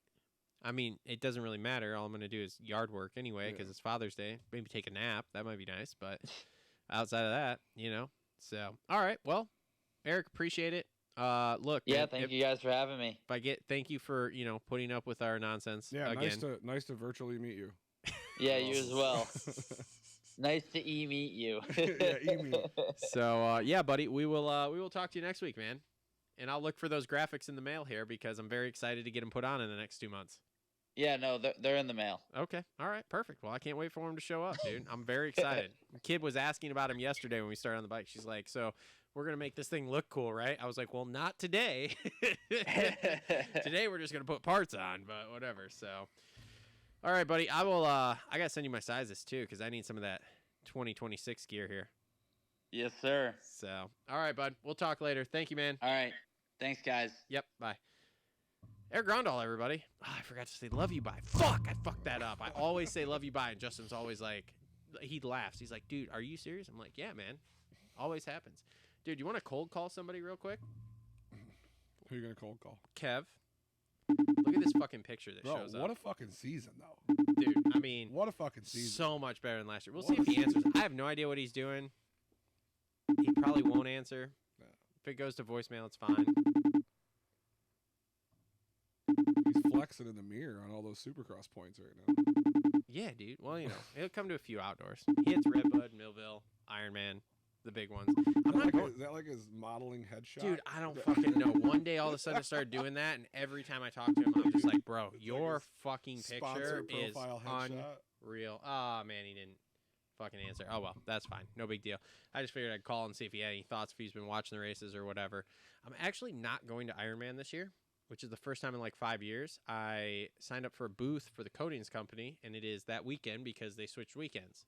If it was normal, I'd be fine, but which I'm a little sad about. But you're going to go to Des Nations down there, right? Okay, so our Des Nations plan at this point is if we look at the forecast the week before and it's not going to rain, we will go. Yeah. If it's going to rain... Don't want to watch another mud fest? Dude, I'm not going to stand there in the mud. I've done 2... We'll call them mud fest at second one at Redbud wasn't as bad. Second one was not as bad as the first one, but we've done 2 there. I don't need to drive 4 hours to do that. And then I'm going to have to go back and stay in probably Lafayette anyway because I don't have anything booked and I don't want to drive. I'm not driving 4 hours. No, Crawfordsville has like 3 things. Yeah, well, and I usually stay in Crawfordsville. Love Crawfordsville. Hampton Inn there. Shout out Hampton Inn in Crawfordsville. You said that last And the week. Applebee's, the bro. Applebee's. Fuck, dude. I am huge slut for Crawfordsville, Hampton Inn, and Applebee's, bro. Yeah. Fucking love it. It is fucking killer. You want to talk about a total dad weekend? What the fuck do you do? Well, me and my buddy, we drive 4 hours to the middle of fucking nowhere, Indiana. Cornfield, Indiana. I stand at a motocross track for 4.5, 5 hours on Friday. I go to Applebee's. I have mozzarella sticks and a burger. I go back to the hotel at fucking whatever time it is, 5:30. Yeah. I take my shoes off. I take my socks off. I lay in bed. I fucking fall asleep. We get up at 6 a.m. the next day. We're at the track by 7:30. Whatever time the motos are over, depending upon how hot it is, we're out of there. I go back to Applebee's by 7 o'clock. Have another set of mozzarella sticks, couple of a tasty adult bevs, goddamn another burger. Back to the hotel by 8:30. Asleep and fucking home the next day. 4 hours, I'm here by noon. Sweet. Like you said, that's a dad weekend. It's a fucking total dad. Do you go party? Yeah. I go to sleep. Yeah, I go to Applebee's. I go to Applebee's and I go to sleep. I do love Applebee's after the race, though, because you never know. Because it's a small town. You never know who's going to show up. Not that many restaurants. I was going to say, like, one year we were there, must have been 3 years ago or something, and it was a whole table of AMA dudes. Like Pelletier and a whole bunch of people were there. And I was like, oh. And then 2 years ago, I was at a different restaurant on, like, the main drag through, what's it called there? And fucking Davey and somebody else walked in and sat behind us. And I was like, oh, man. And this was back before I was, like, kind of cool with everybody. You were good with them? Yeah, before I was good. That was still when I was on the negative list. So, yeah. So, great. Oh, shit. I got to change that. Sorry. I can change the banner at the bottom of the screen here live. So, like, I forgot to change to Eric's call-in thing when he first called. So the first, I don't know how many minutes are just the regular banner, and now I just forgot to change it when he went off. But there we are. Anyway, I actually have a thing, too, that, like, if I was efficient, which I'm not, it would, when we start talking results here or running through, it would scroll the results. Yeah. But I got to... People are signing on. Where the fuck is Eric Grondal? Yeah, well, whatever. They'll get the fuck over it. Everybody's cool. Let's jump in the chat here and see what the fuck... Holy shit. David, Jared, you guys are talking way too much. I can't keep up here. Never mind. I'm out on that. They're talking a lot. That is a lot. Okay, so let me pull up results here because I am fucking totally prepared here. Okay. So we are going to jump into our 450 race recap brought to you by our friends at Gutterworks. Always well hung, just like Justin Barsha. I like the fact that you're like, yeah, so I don't really like my tree trunk or my tree root here. Dude, just saying. Like, showing off for everybody. Barsha shit's too tight. That, bro. Like, that's why I was like, Is your gear not like so form fitting? Like I said, it's not quite Barsha status, but it's definitely tight. I mean, there's children at the racetrack, man. Like, oh, I know. If you got a massive like baby arm there, it's just like holy shit. Kids at the track. You ever seen the? God, there was a video sometime in the last couple of years. I'm just gonna say it. Black guy at the gym, and he's doing this exercise, right? He's got long ass shorts. They're halfway down his fucking Shit's shin, just dangling. dude. His fucking baby arm is like here, and you can see it moving against the shorts. You're just like, holy shit! That is 24 inches of fucking baby arm between your legs there. Pringles can. Like, damn, dude, do you pass out when you get hard? Like, just blood flow, loss of blood flow? Shit. Fuck. So, okay, let's start here. 450s. Jet goes 3-1 for first overall. We kind of talked about this with Eric. I really think they missed the bike setup here. It seems like just bike setup. Yes. But, oops, shit, that camera's off already. Okay. You're going to talk about Jet before I come in and glaze him for 45 minutes. I got the camera on Bro, you. You know I'm going to glaze Jet. Okay, well, you go ahead and glaze him. I'm going to reset that camera. I got to take a leaky. True. So I'm going to go back there and do that. You glaze Jet, and then I'll come back and glaze Jet. All right. Go. Got it. Yeah, I mean, I think the thing with Jet is just, like you said, bike setup. Bike setup for sure, I think, was the issue. Because it seems like as long as he gets a decent start and anytime the bike is good, he just doesn't seem to have much competition. And, like, I'm a huge Eli fan. I think when Eli goes beast mode, it's fucking great. But Eli is getting a little bit old. And I'm not going to say like Jet's broken him, but I feel like Jet has broken the rest of the class pretty much. I mean, it seems like when he's on the line, people are just like, oh, fuck. At least in outdoors. I mean, in outdoors for sure, I think when he lines up, people are like, shit. He's back. Like, fuck. Jet's here. I feel like that's what they used to do with Tomac. It used to be like when Eli was healthy, they were like, oh, fuck. Eli's here. We're screwed.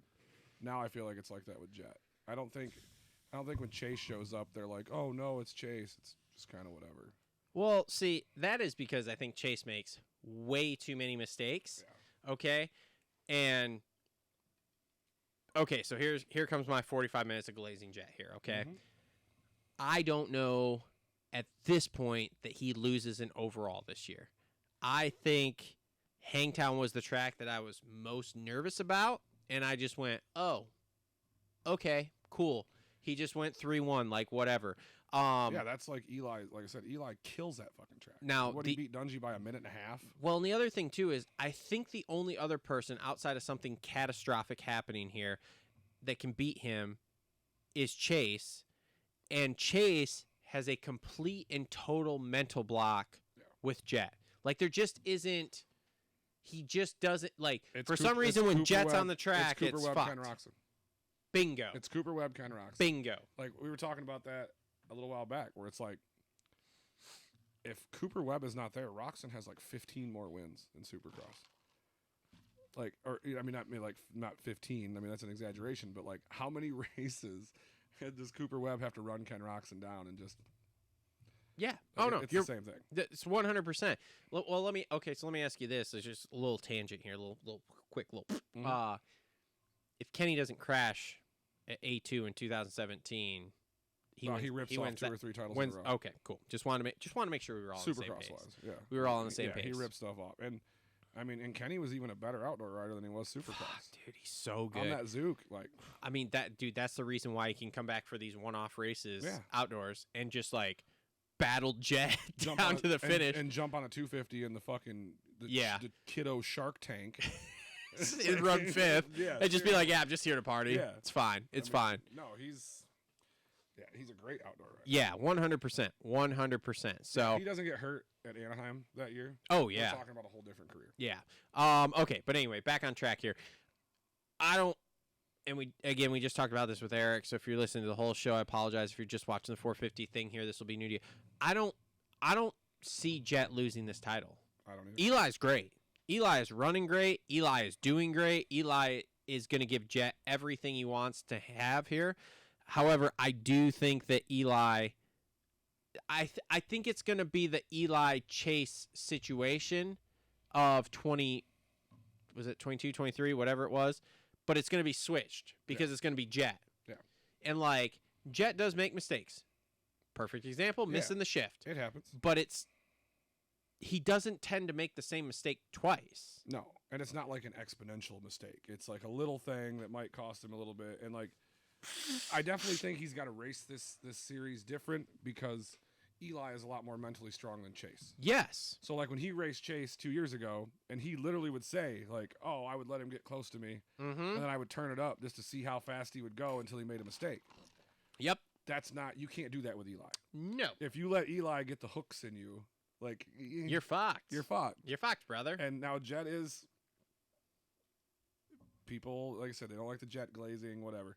Jet is the fastest rider on the planet right now. Yep. It's not even close.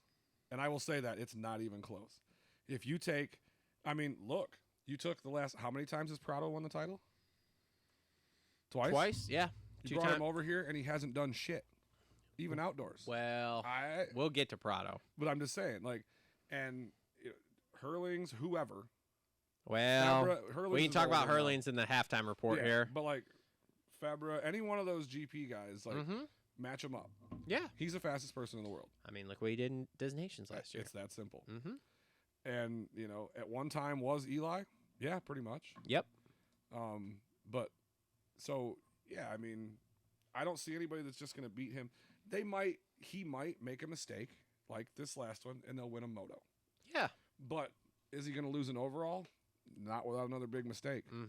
I just don't see it. Not unless he has 2 in consecutive motos. Then okay. Yeah. But like now you're counting on him having 2 mistakes in a day. Well, and let's be real, as competition, if you have to roll the line every time going, I hope this guy makes a mistake, you're fucked from the start. You're done. Yep. It's already over. Yep. So now that being said, man, I think we're in for some killer races when we hit East Coast here with him and Eli, dude. Some absolute, because even like Southwick, Eli rips Southwick. Eli rip, but so does Jet, dude. I know. I mean, like I said, I think it's gonna be killer, and I think we're gonna see a lot of Eli doesn't quite get the start. You know, maybe 4th, 5th place. You're gonna see a lot of tracking him down. You're gonna see a lot of Eli just running through people. And then it's just like, okay, cool. Eli's just going to sit on the back wheel there. Because Jet is really good at managing a lead. He's good at, like you said, getting out there and just... And I know he's not riding at 75%. That's what he looks like. But he's probably... I still don't think he's riding at 100, No, though. I think he's at 92. Yeah. 95. Yeah, whatever because you he always has just that little bit more. Like he would do with Chase. Yep. Chase would get close and he's like, see if you can do this. and like the thing is like he's made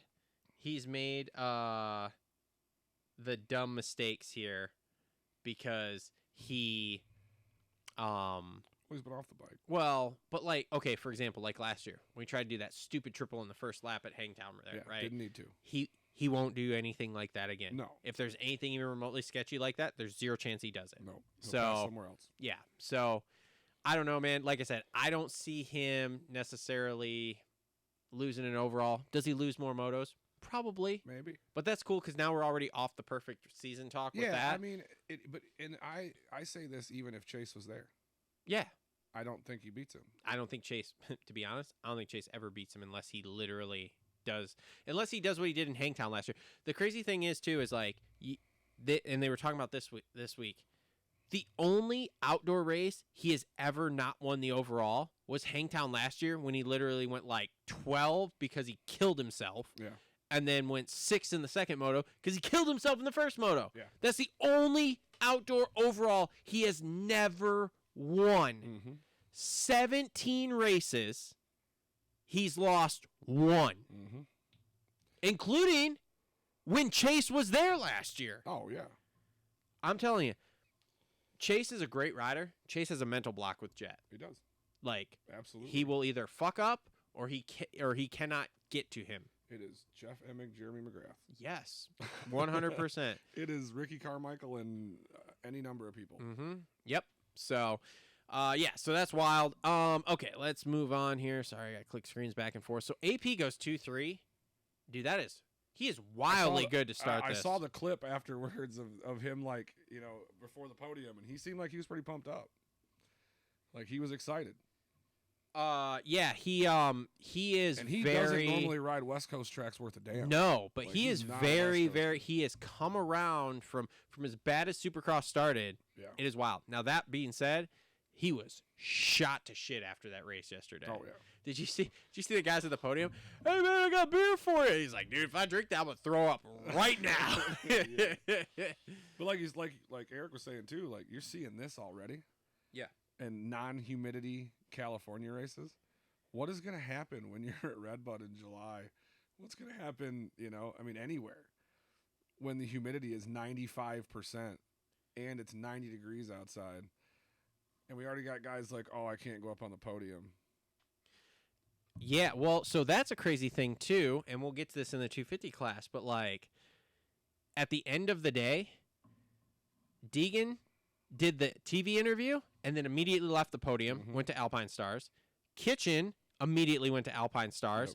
Yep. Shimoda was still there, but he was like, screw it, I'm not going to be the only rider. So the 250 class, the mechanics accepted the podium trophies and popped champagne. Yeah, so like that was really wild there. I didn't know that. I listened to an interview with Duff today. Yeah, I mean, I don't know. Have you looked at an extended forecast? What's Redbud look like? Well, I mean, it's Redbud. Well, I mean, it's always hot. I mean, it's July in Michigan. You're going to get 80-some% humidity and high temperatures. Like, I guarantee it's going to be a lot more miserable than Hangtown just was. Yeah, 100%. And they're already having issues. Yeah, that is what. Sorry, she's almost home here, and I'm trying to schedule sending the kid out here.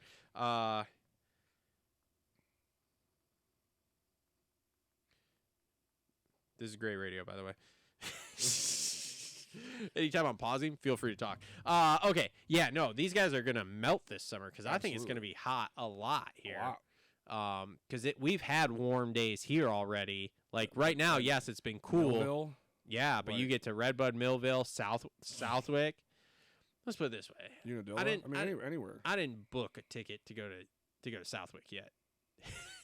I looked the other night. Yeah. I haven't booked anything. I'm gonna look at the weather. I don't even know what the date is yet. I had a few buddies that have went over there just for like local races and for the national, and they're like, dude, Southwick's awesome. They say it's a blast. I mean, it doesn't look like a blast to ride to me. I mean, people are like, oh, they love it, but this is sand, guys. Like, I don't think it looks fun. Well, I'm very sad because I thought Eric was going to be there, so I was almost on the realm of like, Eric, bring a bike because I want to ride it. Yeah. You know, like ride Friday or Saturday, or ride Friday or Sunday or something. There with the local. Yeah. So, and he's got that new CRF 250 Worx edition, which I want to try because he told me it's the best fucking bike out there. So, you know, fucking try to ride a little bit, but he's got a bicycle race that weekend. Oh. Because I was texting him the other night. I was like, hey, what airport should I fly into? Racing bicycles? Yeah, he's big into mountain bike stuff, which I meant to ask him too when we were talking about. Yeah, you didn't talk about the bicycle gear. Yeah, the bicycle gear stuff. stuff Beforehand, but we went off on a lot of tangents. It's fine. That's how it always is with him, dude. Yeah. It's like all of us talking. He's like a buddy, so we just start fucking going on shit, and then that's how we get onto all this weird stuff. So it was fine. We were only 12 minutes late. It's no big deal. So all right. Okay, so let me ask you this: AP or Justin Cooper for third in points? Because I really believe 1-2 is going to be Tomac and Jet. Tomac and Jet. Dude, I think that's going to be a fight. I think so too. Because J. Coop is a really good outdoor rider, and so is AP. I think what that's going to depend on is how many wet motos we have. Okay, that's fair. That is. I think the percentage of muddy motos is going to be like the equalizer there. Like that's going to be that's the rubber match. Yeah. They're all dry. It's a fucking toss up. If you I think if they're all dry, if it's all regular conditions, it's a toss up. Because I think J. Coop has more raw speed than AP. Okay. AP's more seasoned, obviously, and can handle. I mean, I think he's just because he comes from that off road background, like he's so good with ruts. So like, but I think if we got like 1 or 2 mud races, he stretches it out. I think that's the separator. And speaking of Justin Cooper, he goes 4-2 for third overall, and that second in that second moto was legit. Yeah, like got a start and ran there, and like yes, and he's a good starter. Yes, and we all talk about like okay, Jet just stretches it to 4 to 6 seconds and then stays there, but like J. Coop wasn't fading. No. So he's got the fitness, he's got the bike. I'm excited that he's re-signed 2-star because I think he deserves that he's one ride. of those guys that I wish had a little bit more personality. Like every time they talk to him, it's like his cat just died.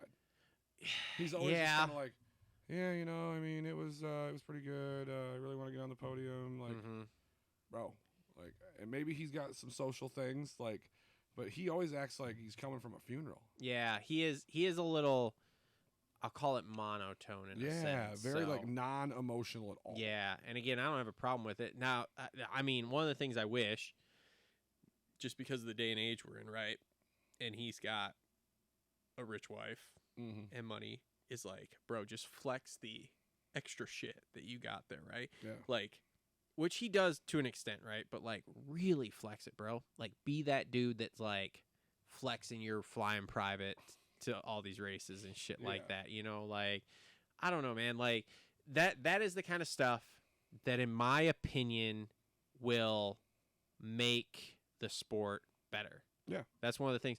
I was thinking about this yesterday. As weird as this is, and you may think this is weird, I was literally thinking, like, man, Deegan is a social media person. When he starts dating someone, oh god, they will more than likely be in that realm, because I've seen some of his different social posts before we were blocked, and it's like he's hanging out with those kind of people. He's from California, whatever. So my thing is like, dude, whoever he dates is going to bring probably more eyeballs to the sport, because he's going to date one of these chicks that has a huge following, that those people are not moto people. Mean, like him, or even like a Jet.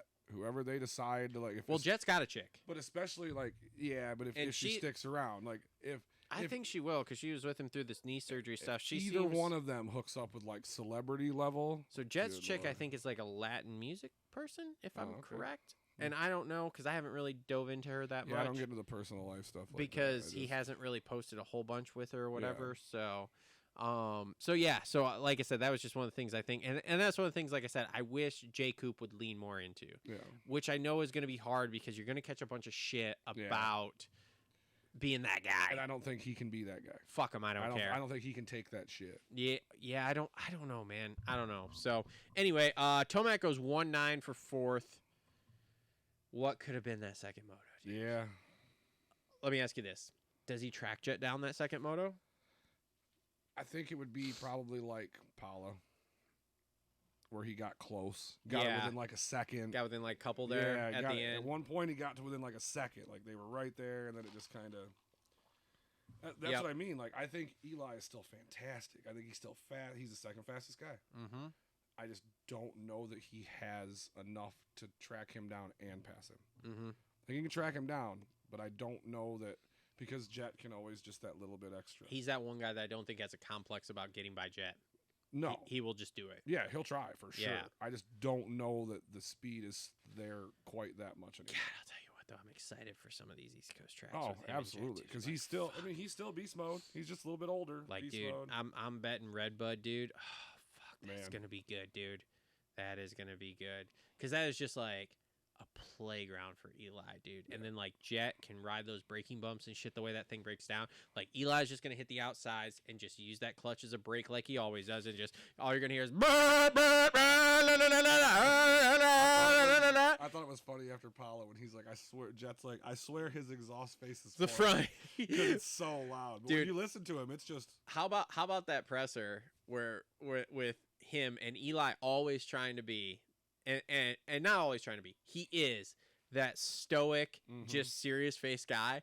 And then Jet is such this fucking airhead kid that he can't even hold it. He's just sitting there dying, trying not to laugh because he's like, gotta stay serious. We're at the presser. And then Jet's just like, yeah, man. Like, you know, one year he like really crushed everybody at Hangtown, and he's just like he's just dying. I'm just like, holy shit, man. This is incredible, because this kid, and I do think there is such a different level of respect that Jet has for him versus Chase. Oh, yeah. Chase, I feel like he really looks like is an equal of like, I got this kid. And Eli, I think he's like, dude, this dude is a fucking legend. Yeah, I think, like I said, it's the admiration aspect with Eli. Yeah, for sure. Whereas with Chase, it's like, you can't beat me. No. Hunter goes 5-4 for fifth. also struggling with the bike. Yeah. I mean, it's a Lawrence. I mean, they were struggling with it in Supercross. I mean, yeah, they were. Which is interesting, but then they always change suspension parts and different shit like that. Yeah. So whatever. Hunter, I'm waiting, and again, I think it's bike development here, but I'm waiting again, and I know we've only been 4 motos, for him to have that kind of jump off the page moment. Yeah. A lot like what I was talking about with who was it there? Kitchen or whatever. Yeah. When we were talking to Eric. It's like he needs to have that one jump off the page moment. Should be better. Yeah. Otherwise, like, we're gonna get to the end of the year, and it's gonna be like, oh, Hunter was like 4th or 5th in points. Like, that's cool. Yeah, it's gonna be like, oh, he's with Team Honda because he's Jet's brother. Mm-hmm. Yeah. Yeah. Riding coattails, bro. I mean, you know, not trying to sound I'm just like kidding. He's my best friend. He is my best friend. Me and him are total buddies. Oh. Have you never heard that story? No. Oh, bro. 2 years ago, Red Bud Moto Combine Friday, we're walking out of the pits. And all of a sudden, I'm like, oh, shit, Jet's up there. And then I turn to my right, and Hunter's right next to me. And I'm like, oh, shit. I'm like, Hunter Lawrence, what's up, man? And so I just start the little small talk with him, right? And mind you, that I'm totally sober, so this is not an alcohol-induced thing, right? It's just Friday, and I drive back and forth to Red Bud now, so whatever. And I go, man, bro, we have, and there's video proof of me talking to him. Ashley took a video. She was walking behind us. And I go, man, we got this joke on our podcast of like, man, dude, Jet's brother is a really good fucking rider. And like, we all think it's hilarious. He probably didn't think it. He did not find it funny at all. He was like, oh. And I was like, shit. Yeah, you know, he probably gets really sick of hearing Jet's brother. Well, you know, whatever, dude. Still getting him contracts. But anyway, so I was like, shit. I recovered because I started asking him about trucks because, you know, he's really into cars and old square body trucks or whatever. So I started asking about that. And then we were talking. We were fine. But, yeah, no, I went in with that joke. Didn't land. See, and he's really unlucky with the timing. Like, you know, he kind of got hurt. He had some health stuff. Yeah. So, like, he was off. He's got diabetes. Yeah, and so now, like, he's trying to have his heyday at the same time as his brother. Yeah. Like with James and Malcolm. You know, yeah. With James and Malcolm. Separate times. Separate generations, basically. You know, like, James was getting done as Malcolm was, like, on 250s. Mm-hmm. So, like, Malcolm got to have his own spotlight. Hunter does not get that chance. No. But there's... And it just so happens your younger brother is the fastest rider in the world. Is like a generational talent. And I think it would be different, probably easier to handle if it's your older brother. Yeah, probably. But when it's your younger brother, like, ugh. I don't know, man. I don't know. It's such an interesting situation there. All right, moving on. Cooper Webb, 7-7 for 6th. Up until this year, I fucking hated Cooper Webb. Really? Couldn't stand him. I could not stand Cooper Webb. We would argue about it, my brother and I, because he's a big Cooper Webb. I could not stand Cooper Webb. What didn't you like about him? I don't know. Oh, okay. Something, you know, like in Step Brothers, it's like something about your face. just want to deliver one of these, you suckhole. Like, I just couldn't. I did not like him. And then Supercross this year, like, I started to come around a little bit with him because he's like the everyman, you know, he's just there all the time. And then he reminds me a lot of Chad Reed on like the mental side of things. Like, he's a tough little bastard. He is 100%. Like the flinching at the gate to try to get Chase to jump. Oh, that was sick. I love that. That was sick. When they did the video with his family. Yeah. The video with his family, with his kid, his wife, and he's like, you know, I got to be selfish and I do this, but as soon as I'm done, like, I'm here, I'm dad, and I'm like, I don't hate the fucker anymore. Which, God, it must be nice to make that much money that you're like, dude, when I get done with work, like, I just don't give a shit because everything's fine. That he's not arrogant. I mean, he is, but he's not. I mean, you see that video. He's got that cocky assholeness about him, but that he needs to be but then when what you see he him is. in that video, and he's like, I know I'm not the fastest guy. Here is what I love about him. I know I'm not the fastest guy. I know I'm not always gonna win. Yeah. But I'm gonna fucking be there. Mm-hmm. Like, I like that. And here's what I like about him this summer. Did you hear the interview last week with Steve? Uh-uh. He basically told Steve, he goes, yeah, they got Eli Tomac and Justin Cooper to win races and do well this summer. I'm just here. Yeah, I'm enjoying myself. And everybody's just like, yeah, you know, he's just at the race with his family, grilling out, got the RV, and I'm like, bro, I fucking love that. Yeah, like, when look. he said, he's like, I might not, like, when he was all emotional after he won the title, he's like, probably not going to get another one of these. Yeah. Like, that was his last chance, really. I mean, he's getting older. But, like, yeah, I couldn't stand him. I fucking hated him. And now I'm like, Coop ain't bad. He's all right guy. Okay, RJ, who we talked about with Eric a lot, missing a bone in his wrist. Wildly good, 6'8" for 7th. And I mean, you run down the list of guys that beat him overall. Jet, AP, J. Coop, Eli, Hunter, Cooper Webb. And you go, which one of those guys, who is a 450 veteran, do you see him beating? I mean, he's not a 450 veteran, but like, fuck. I mean, yeah. But this is what happens with the way the sport is going, which is why we need wholesale changes in different things. Yeah. But to me, this is like excellent. I mean, like last week, he got 5th in moto, right? I think he was top. Was he top 5? I don't remember. I think his riding style had to change, and I think it helped him. Yeah, he was 9th overall last week, but I think he was top 5 in one of the motos, dude. Yeah, and it's just I dude, like. I think he had to. I think the bike, being the bigger, faster bike, has given him a certain amount of respect of like. Yeah. I can't go psycho like I did on the 250. It's not going to work. Let's put it this way. There's an alternate universe where I could see him hitting the deck and going like 12th in the other moto and being like 36th for the day. And, yep, that's RJ. Yeah, because he's done it on the 250s. Yeah, but this to me exceeds expectations. Yeah, for sure. I mean, he definitely should be a top 10 guy, regardless. Yeah, like you run down the list here, and I go Cooper Webb. As long as he's in the top 10, he's not really an outdoor guy per not se. Anymore. Yeah, not anymore. Okay, fine. As long as he's in the top 10, I'm cool with wherever he finishes this year. You go to RJ, and I'm like, dude, if he's in the top 10, rookie 450, sorting the bike out, all the issues going on behind the scenes with the KTM brand group thing. Okay, sweet, awesome. So. To me, like I said, that 5th last week really exceeded expectations because I would have called him as a 5 to 10, 6 to 12 place guy type deal. So and it's still a really good stacked class. Mm-hmm. Yeah, and like he's beating. I mean, you look at 8th place, Jason Anderson, 9.6 for 8th. Not a real big outdoor guy, but he's no slouch. No. And to me, that's exceeding expectations as far as I'm concerned for Jason Anderson too. Yeah, because he went AWOL for 2 months there. Yeah, just or a month and a half, whatever you want to call it. Hey, got family issues, I gotta go. Yeah, I'm done. And it's like, okay. Jorge Prado, 12.5 for 9th. This is just such sweet justification for me of this is exactly what I saw Prado doing outdoors.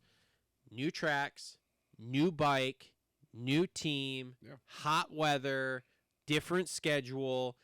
I understand he's a 2-time defending GP champion, but there's too much new shit here. Yeah, he's a defending champion on tracks he's raced for 5 years straight or more. 6 years, whatever. Yeah, when he was an EMX or whatever. Like, Jesus Christ. That's Cole's microphone for you, loosey goosey, just like him. Fucking Cole. Yep. But yeah, on tracks that he raced over and over and over and over again. On a bike that he's been on for how many years? Yeah, I mean, he was KTM and Gas. Because let's face it, he was KTM, then he switched to Gas, and Gas is a 2-year-old KTM. Yeah. So, like, okay, sweet. You were on the same chassis for fucking 8 years. I mean, this is, I think a 5th is like something to jump up and down about for him, honestly. Yeah, I mean, when he said in preseason videos or whatever videos last week that he was, like, expecting to win and compete for a title, I'm like, dude, calm her down. You couldn't even make it through 6 rounds of Supercross. So, and like Kawasaki, I think has the right attitude because everything I've heard from actual Kawasaki people is like, yeah, dude, he's here. We're bringing him along. Yep. We got a, whatever it is, 3, 4, 5 year deal with him, whatever the hell it is. Like, we don't expect him to do it. Next year, we expect him to complete the whole season and compete. But this year, it's just like, get through the races. For sure. So, yeah, I mean, that 5th, okay, 12th, I'll be interested to see when we go east here, if it gets better. I will tell you, in the interview I saw from him on Swap this morning or something. Yeah. And even I think it was an interview last week. The bike was really great before the race last week. The bike now is not really great. They're looking for setup. I think he's going to do better when the tracks are softer. More, you know what I mean? Like, more the dug up, rutted East Coast tracks. I feel like he's going to do better with that. Yep.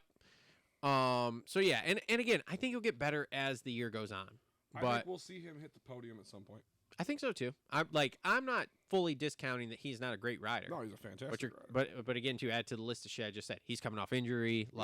There's a whole mound of shit here to get over. But yeah, I think by end of the year he's gonna be battling there for sure.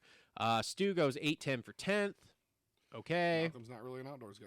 Nah, it just hasn't raced it a lot. Yeah. Savachi goes 10-11 for 11th. Okay. Cody Schock 11-12 for 12th. That to me is a really good ride for Cody Schock. Absolutely. Because you look at those guys ahead of him, and there's like zero of those guys I think he should be beating. So that to me is great. Benoit Pacharel 13-14 for 13th. Okay. Colt Nichols 19-13 for 14th. We talk about a fall off in just a few years. I mean, I just feel bad because his defending year. Yeah, like just in a few years. Yeah. And he waxed everybody the year he won the title. He was good. And then just. Yeah, it's just an unfortunate side effect of like you have a catastrophic injury like that, and all of a sudden you're like, fuck, dude, this is terrible. So, Lorenzo Lacrucio 17-15 for 15th, which is another guy that like was pretty fast when he came out of amateurs. Yeah, and then just fell off the fucking map. Gone. Derek Kelly 16-16 for 16th. Freddie Noren 18-17 for 17th. Freddie Noren's been racing for like 35 years. Yeah. And I don't know how he's still alive because he just dies like half the races. Valentin Guido 15-20 for 18th. Also fucked up Tomac's start there on that second moto. And he was another GP guy that was really good a few years ago. Yep. Grant Harlan 14-40 for 19th. Mitchell Harrison, good on you. Second qualifying there. Mitchell Harrison stopped and was picking a bike up off some dude. Oh, wow. So good on you, Mitchell. 25-18 for 20th. I feel like Grant Harlan's another guy that really fell off this year. Yeah, but he was coming back from a big injury because he had that big injury in 23 at Des Nations. But you look at like, what's he wearing, 43? Something like that, yeah. I mean, to be national number 43, and I mean, even like Supercross, like struggling. Yeah, but he's on the comeback. Okay. Outside of that, Justin's best friend Benny goes 22-39 for 31st. Have you heard about how Benny hates him? No. Oh yeah, Benny hates us a lot because Justin said he didn't need to ride. His dad could just give him a job and he's fine. He has money, and Benny definitely heard that and definitely made a comment on Pulp about how he hates us. So it's cool. We've got a couple people like that. So, and with that being said, that is your 450 race recap brought to you by our friends at Gutterworks. Always well hung, just like Justin Barsha there. I like Benny because he's a big guy. Well, anytime I see somebody like 6'5" doing well, I'm like, yeah, because we're not supposed to be good at this. My thing is that like at some point here, because we're getting enough people, I'm just gonna make a shirt that says all of our best friends with the Moto Aftermath Show, or the Moto Aftermath Show's favorite riders. That have, like, blocked you and hated you. Yeah, so like at the top of that list is gonna be Deegan, and then with a dash that says blocked. Jalik Swole, although it is funny because me and Swole, like when he got hurt, or maybe it was before he got hurt, and I was like, hey, good luck, man, with something, and he was like, thanks, because he had commented on Paul. He literally dropped our name on Paul. Holy shit! He was really? like, yeah, because Steve said something to him about not being real good with media or liking a lot of us, and he goes, no, the only guys I can't stand are those Moto Aftermath guys. And Steve's like, oh, I don't know who that is, which is a complete bull-faced lie, by the way, too. Steve's not going to give credence to any other podcast. I know, because I've asked around. Yeah. And so that's a complete lie. Yeah. But and it was funny, too, because Colt did a tweet that they read at the end of the show, too. And then literally the guy reads it and then goes, is that those guys that Swole doesn't like? That's fucking great. So we got two name drops on Pulp there, which was awesome. So Swole, Benny, Deegan's got us blocked. I was trying to think if there's anybody else. I don't know. We've got a real good reputation throughout the pits of being the talk shit guys, the talk shit radio show. Yeah. Which is basically what we are, but I'm I mean, sure fucking Chase loves it. We're just dudes. Oh, no. So I don't remember what Supercross it was or whatever, but when Eric was on, and Eric is friends with Chase, right? Yeah. Like has dinner with him occasionally, whatever. So like he really does know Chase. He knows him. And so we were talking about outdoors, and I somehow twisted Eric's words around, and we're basically like, yeah, Prado's gonna wax Chase outdoors. So I cut a short. I post it on Instagram. I tag Eric, Prado, and Chase in it. Oh, God. Chase sends it to Eric with laughing like literally texts him it with laughing emojis. And then Eric texts me and is like, dude, Chase just texted me about that fucking whatever. I was like, oh my God, is he mad? Because I'm like, it's just fun. Like, we're just bullshitting, right? He's like, no, he was just laughing about it. So I then pull it up, right? Literally, you know, on Instagram, it says liked by blah, blah, blah, Sexton and Prado. I'm like, yes. And Chase is Pinnacle laughing. shit talking. Yeah. And Chase is laughing, and Prado's like, fucking right. Fake fucking news here is that, like, I have a short that both these guys have seen. It's super hilarious, man, because as much as I think, like, we are nobodies, it's like there are so many lurkers that know who the fuck we are. I mean, the moto community's not that big. But it's crazy because I feel like it is.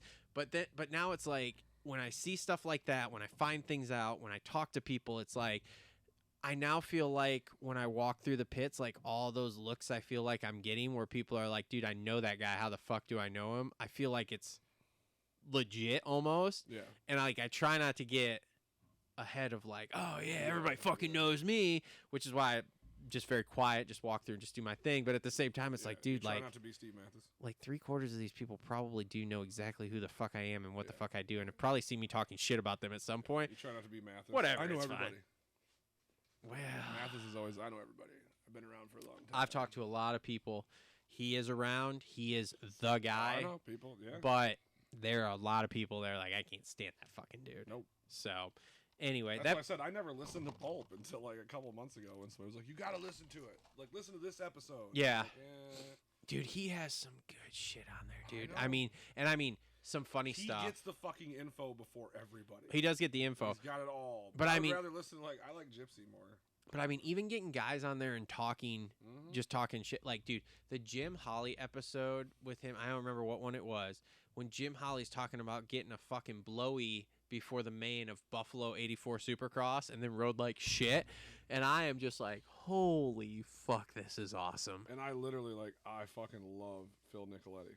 Dude, Every Phil time is Phil's so on the great. Phone, like, fuck you. Like, I love it. He is so great. He's one of those dudes too that probably knows who I am, and I would love to talk to him, but I'm so anti being a fanboy that it almost, I think, hurts me for going up and actually talking to people when I'm at the races. So, okay, so with that being said, we are going to jump into our Complete Racing Solutions halftime report, which is brought to you by Complete Racing Solutions. And this month we are highlighting Energy Fuel, which is a complete nutrition performance fuel there. I use this stuff in the summer, guys. I work in a shop. Let's see if my camera's still working. It is not. Fuck you. I work in a shop that is 150 fucking degrees all summer. This stuff is awesome. Gets me calories in, gets me electrolytes, keeps me hydrated. I mix it mid to late afternoon there, and it's absolutely awesome. So make sure to pick it up. I just got my new bag for the year. It's still in the box over there, which is awesome. I haven't quite used this whole bag. I don't go through like a whole bag quite in a year.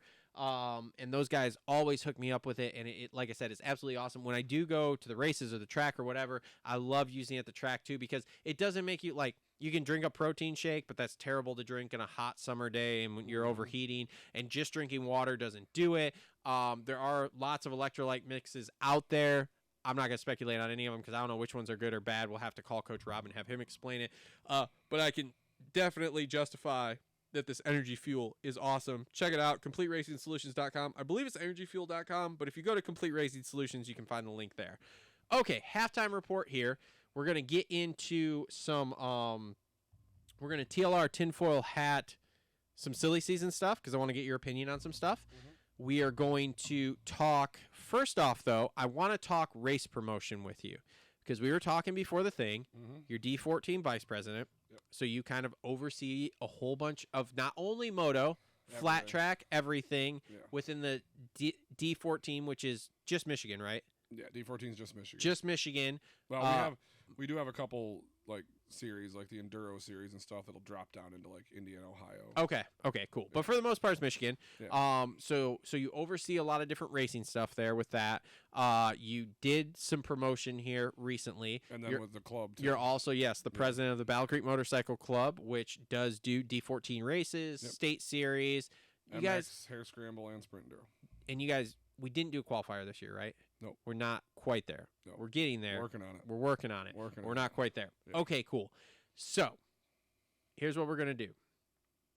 I got to reset that camera. Every 25 minutes. You keep putting me on the spot. I am. I want you to talk about this recent race that I got pee again too, man. I'm fucking terrible with this. And bladder small. Prostate, who knows, whatever, it's fine. We talked about cure for cancer at one point, me and Eric, so it's fine. We're good. So I want you to talk about this race you just promoted. So you did a circle track race in Cadillac, half-mile flat track, mile flat track, which was not technically a flat track racetrack up until last year, right? Because last time you were on, you'd just been there. So, it was. Go ahead, it's on you. Yeah, so it was. They raced half mile there. I think the last time they said was in like 2005. So like 20 years ago was the last time they had bikes on the track. That's a long ass time. Yeah. So it's at the Wexford County Fairgrounds, which is kind of a crazy situation where the fairgrounds are outside of the city limits, but they are like right in the city. Like it's right on the line. So it's like really centrally located in the town. But yeah, so bikes hadn't been on it in like 20 years before last fall. The fairgrounds themselves actually were really cool and contacted D14 and was like, hey, we would like to get bikes on the track. So myself, the flat track chairman, Renee McCormick, and the D14 president, Brian Kidner, decided to go up there last fall and kind of check the track out, see what the capabilities were of it.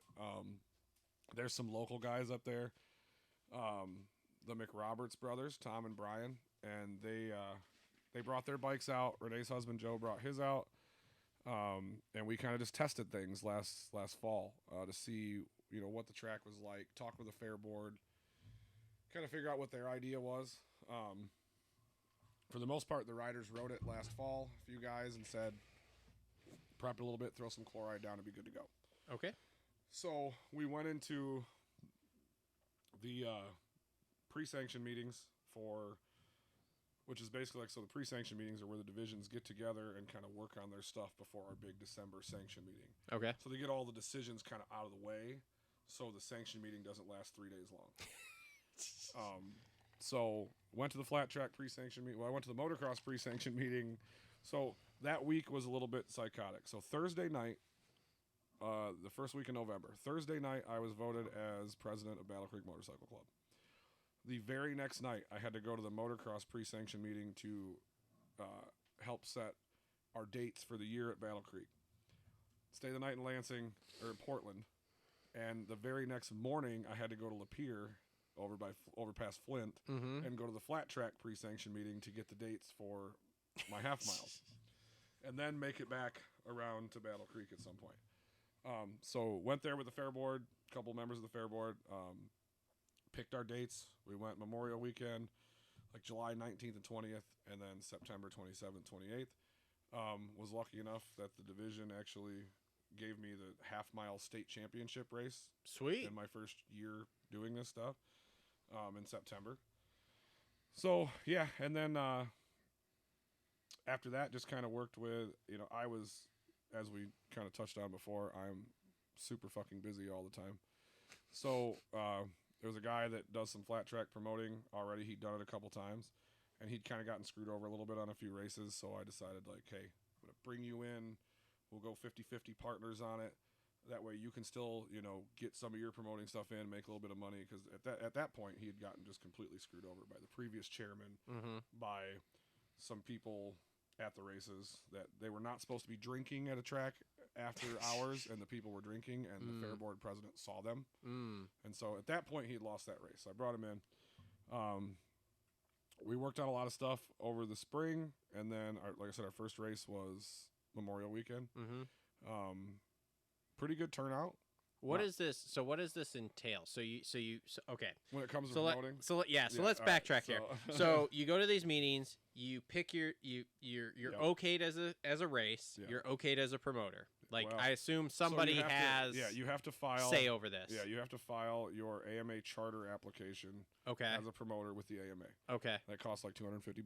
Okay. If you're a brand new charter, you have to get 2 letters of recommendation from business associates, other clubs, just somebody recommending you. So if I were to say purchase a track, I would have to file for that. Yep, you'd have to get your AMA charter, which as long as you have 2 good recommendations.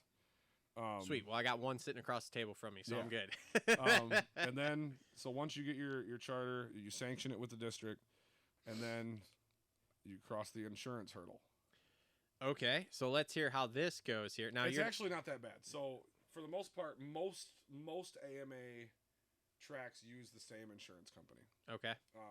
It's actually not that hard. You call them, you let them know what you're doing. Is it different than what the moto tracks use? No, it's pretty much the same company for everybody. I mean, there's like 2, and these are just like insurance salesmen. The companies there's a couple different companies, but which are all broke, but it's fine. We'll get to that. Well, that's a different podcast. And usually the way the insurance works is, I mean, it's not that hard, but you have to get your insurance in early. Okay. Like they would like it, like no later than 2 weeks before the event. Okay. There have been tracks this year, not in this state, but there have been tracks this year that have waited and have not gotten their insurance for their event. Okay, well, that's a whole nother conversation there. I mean, like, people are flying out for events and they're like, sorry, we have to cancel. So once your charter's done and, insurance, then you got to worry about, when any kind of promoting, whether it's at the club or the flat track, like flaggers. Yep, staffing people now. to work sign up. Yep. People to work at the pit gate for flat track, because flat track's different than moto. You come in the front gate, you camp. Flat track, if you're at a fairgrounds, you have to separate like the pits from the general public. People work staging, finish line flagger, all that. We did something, well, I'll just be honest. I did something really cool with this flat track where I brought in transponders. Okay. Flat track in Michigan hadn't run transponders ever. Interesting. So I brought in Dan Ellenboss from Michigan Motocross Timing. He's like my best friend, and he was like, I'll do it. Came in. We weren't sure if the transponders were going to work. Because technically the motocross transponders that he uses are rated safely at 75 miles per hour. Okay. And so, there was a lot of like people from my laps and stuff like that. Like, we're not sure. Let us know what happens. We clocked. Those guys are exceeding that? Yes. What are they doing on a half mile? So we had Henry Wiles there, which Henry Wiles is at one time, I think, was number 2 in the world. Okay. He's won the Peoria TT 17 times. Okay. He just got 3rd at Daytona Short Track. Okay. He is on a purpose-built flat track frame. I think he told me it starts out as a 650 twin Kawasaki, but it ends up being a 750 twin. Okay. In that flat track frame. So there was a guy from the fair board. Dan had his cameras up that had a radar gun. And he leaned out to radar, and the camera caught it. He hit the finish line at 99 miles an hour. Holy shit. On that bike. And the transponder read it. Wow. We had a margin of finish Sunday in our pro, the combo main, of 0.2 seconds from 1st to 3rd. Oh, wow. So it was close. 0.2 seconds, 1st to 3rd. We had to slow the cameras down to 0.25x in order to get all 3 of them in the shot at the same time. And it wow. We had a margin of finish on Saturday of 0.005 from 1st to 2nd. Holy shit. So, and that was at about 84 miles an hour. So their 75 mile an hour thing actually ended up working way better than they thought. If you're going out to 5,000ths of a second at 80 some miles an hour, so there was a lot of happy people that it worked. Yeah. And yeah, I mean, the numbers weren't huge, but it wasn't bad. I mean, 126, I think, on Saturday, and I think 90 on Sunday. The thing is it was a holiday weekend. Yeah. So holiday weekend, you have families that, already had plans. They don't usually race. Like, motocross races on Memorial Weekend every year. Oh, yeah. At Valley. It's always huge. So this was something a little bit different. I feel like the July race will probably go a little bit better. So let's pause here for a second. Couple questions for you. So, is it MyLapse transponders that they were using? Yes. Don't they use those in race cars too? So they have different transponders. So these are like the motocross transponders. Gotcha. They have car bike. Yes. But they cost twice as much. Gotcha. Okay, so we were that's trying it with the Moto ones to see if it would work. Gotcha. And then like we tested it on Friday night. Ran some bikes across at about 80, so we knew 80 something miles an hour.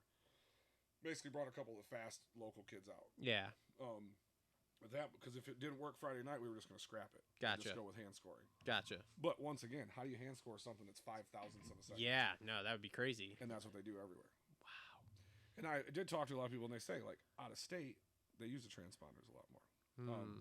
But yeah, so I mean, it went well. Michigan's got a lot of really good flat track riders.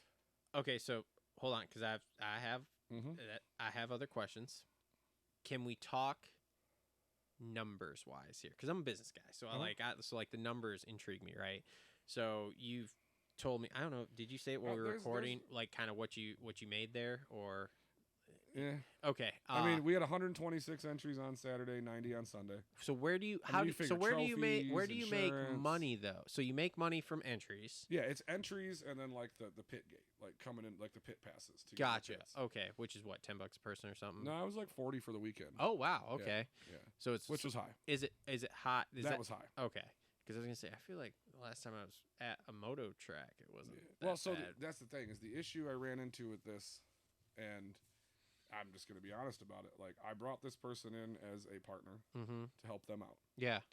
And then they kind of just ran with it. Okay. There was a lot of, like, I mean, he would advertise on Facebook, like, I'm giving a discount to the next, riders for the next 2 days. It never called me, never asked me. Like, bounce houses in the pits. That was an expense. Never said a word. I mean, the trophies are nice, but like, holy shit, exorbitant cost on the trophies. Like, could have done something good for, a lot of expenses that weren't discussed. Okay. Not the way partners should do things. Is there like $40 for a pit pass for the weekend per person? There's families that roll in with 6 or 7 people. Yeah, that's crazy to me. Fucking insane. I would be like, holy shit, what the fuck? Like, I'd turn the fuck around. Is this a pro national? Like, I'm confused. If they're coming in Friday and they're going to be there till Sunday racing, $25 is plenty. Yeah, that's absolutely in my mind seems great. $40 is fucking insane. Yeah, that is. But I realized after this race was done that this. Like, I want to further the racing in Michigan. I realized after this race is done, especially a couple days after, that this person is legitimately just about making as much money as possible. Gotcha. Makes sense. And they didn't make as much as they thought they were going to. And so then decided to just go insane. Are there spectators that show up to that, like a lot, or? I've been to races, like Lucky Thumb is our like oldest flat track club. Okay. It's over kind of by Caro. It's over in the Thumb. Yeah. Obviously, Lucky Thumb. They're short track and like a TT. So TT is like a few more corners, and it's got jump, yeah. Now, I've been there plenty of times where they've got tons of people in the stands. Interesting. Yeah, I mean, people know what's happening. They know on Friday night and on Saturday night they're racing at Lucky Thumb. And it's big crowd, and that group does fucking amazing job. Interesting. They do awesome. That Lucky Thumb crew. Yeah. So the most of the flat track races are on the east side. So like this was west side. It was different. I think that people started to show up from the town, but it's still something like they hadn't raced there in 20 years. You gotta do Facebook ads, bro. Yeah, well, we can help. There was a bunch of promotion being done by the partner, and we that can help. didn't really happen. Yeah. We're good. We're working on this and some other businesses I got. Yeah. We can probably help with this here for the next one. Yeah, so. I mean, like I said, so basically at the end of the weekend, like I didn't lose money. Yeah, I mean that's a big positive. If you didn't lose money and you put a couple bucks in your pocket, but I mean honestly, like I'm in it to like as long as the fair board makes some money. Yeah. Because they need to make some money. So as long as the fair board makes some money, the racers had a good time, and I didn't lose money, I'm good. Yeah. But then, 2 days after the weekend's over, it's like, hey, man, I don't think I can partner on this next one. And I literally sent a text and was like, if you think you're taking them for yourself, you're fucking high.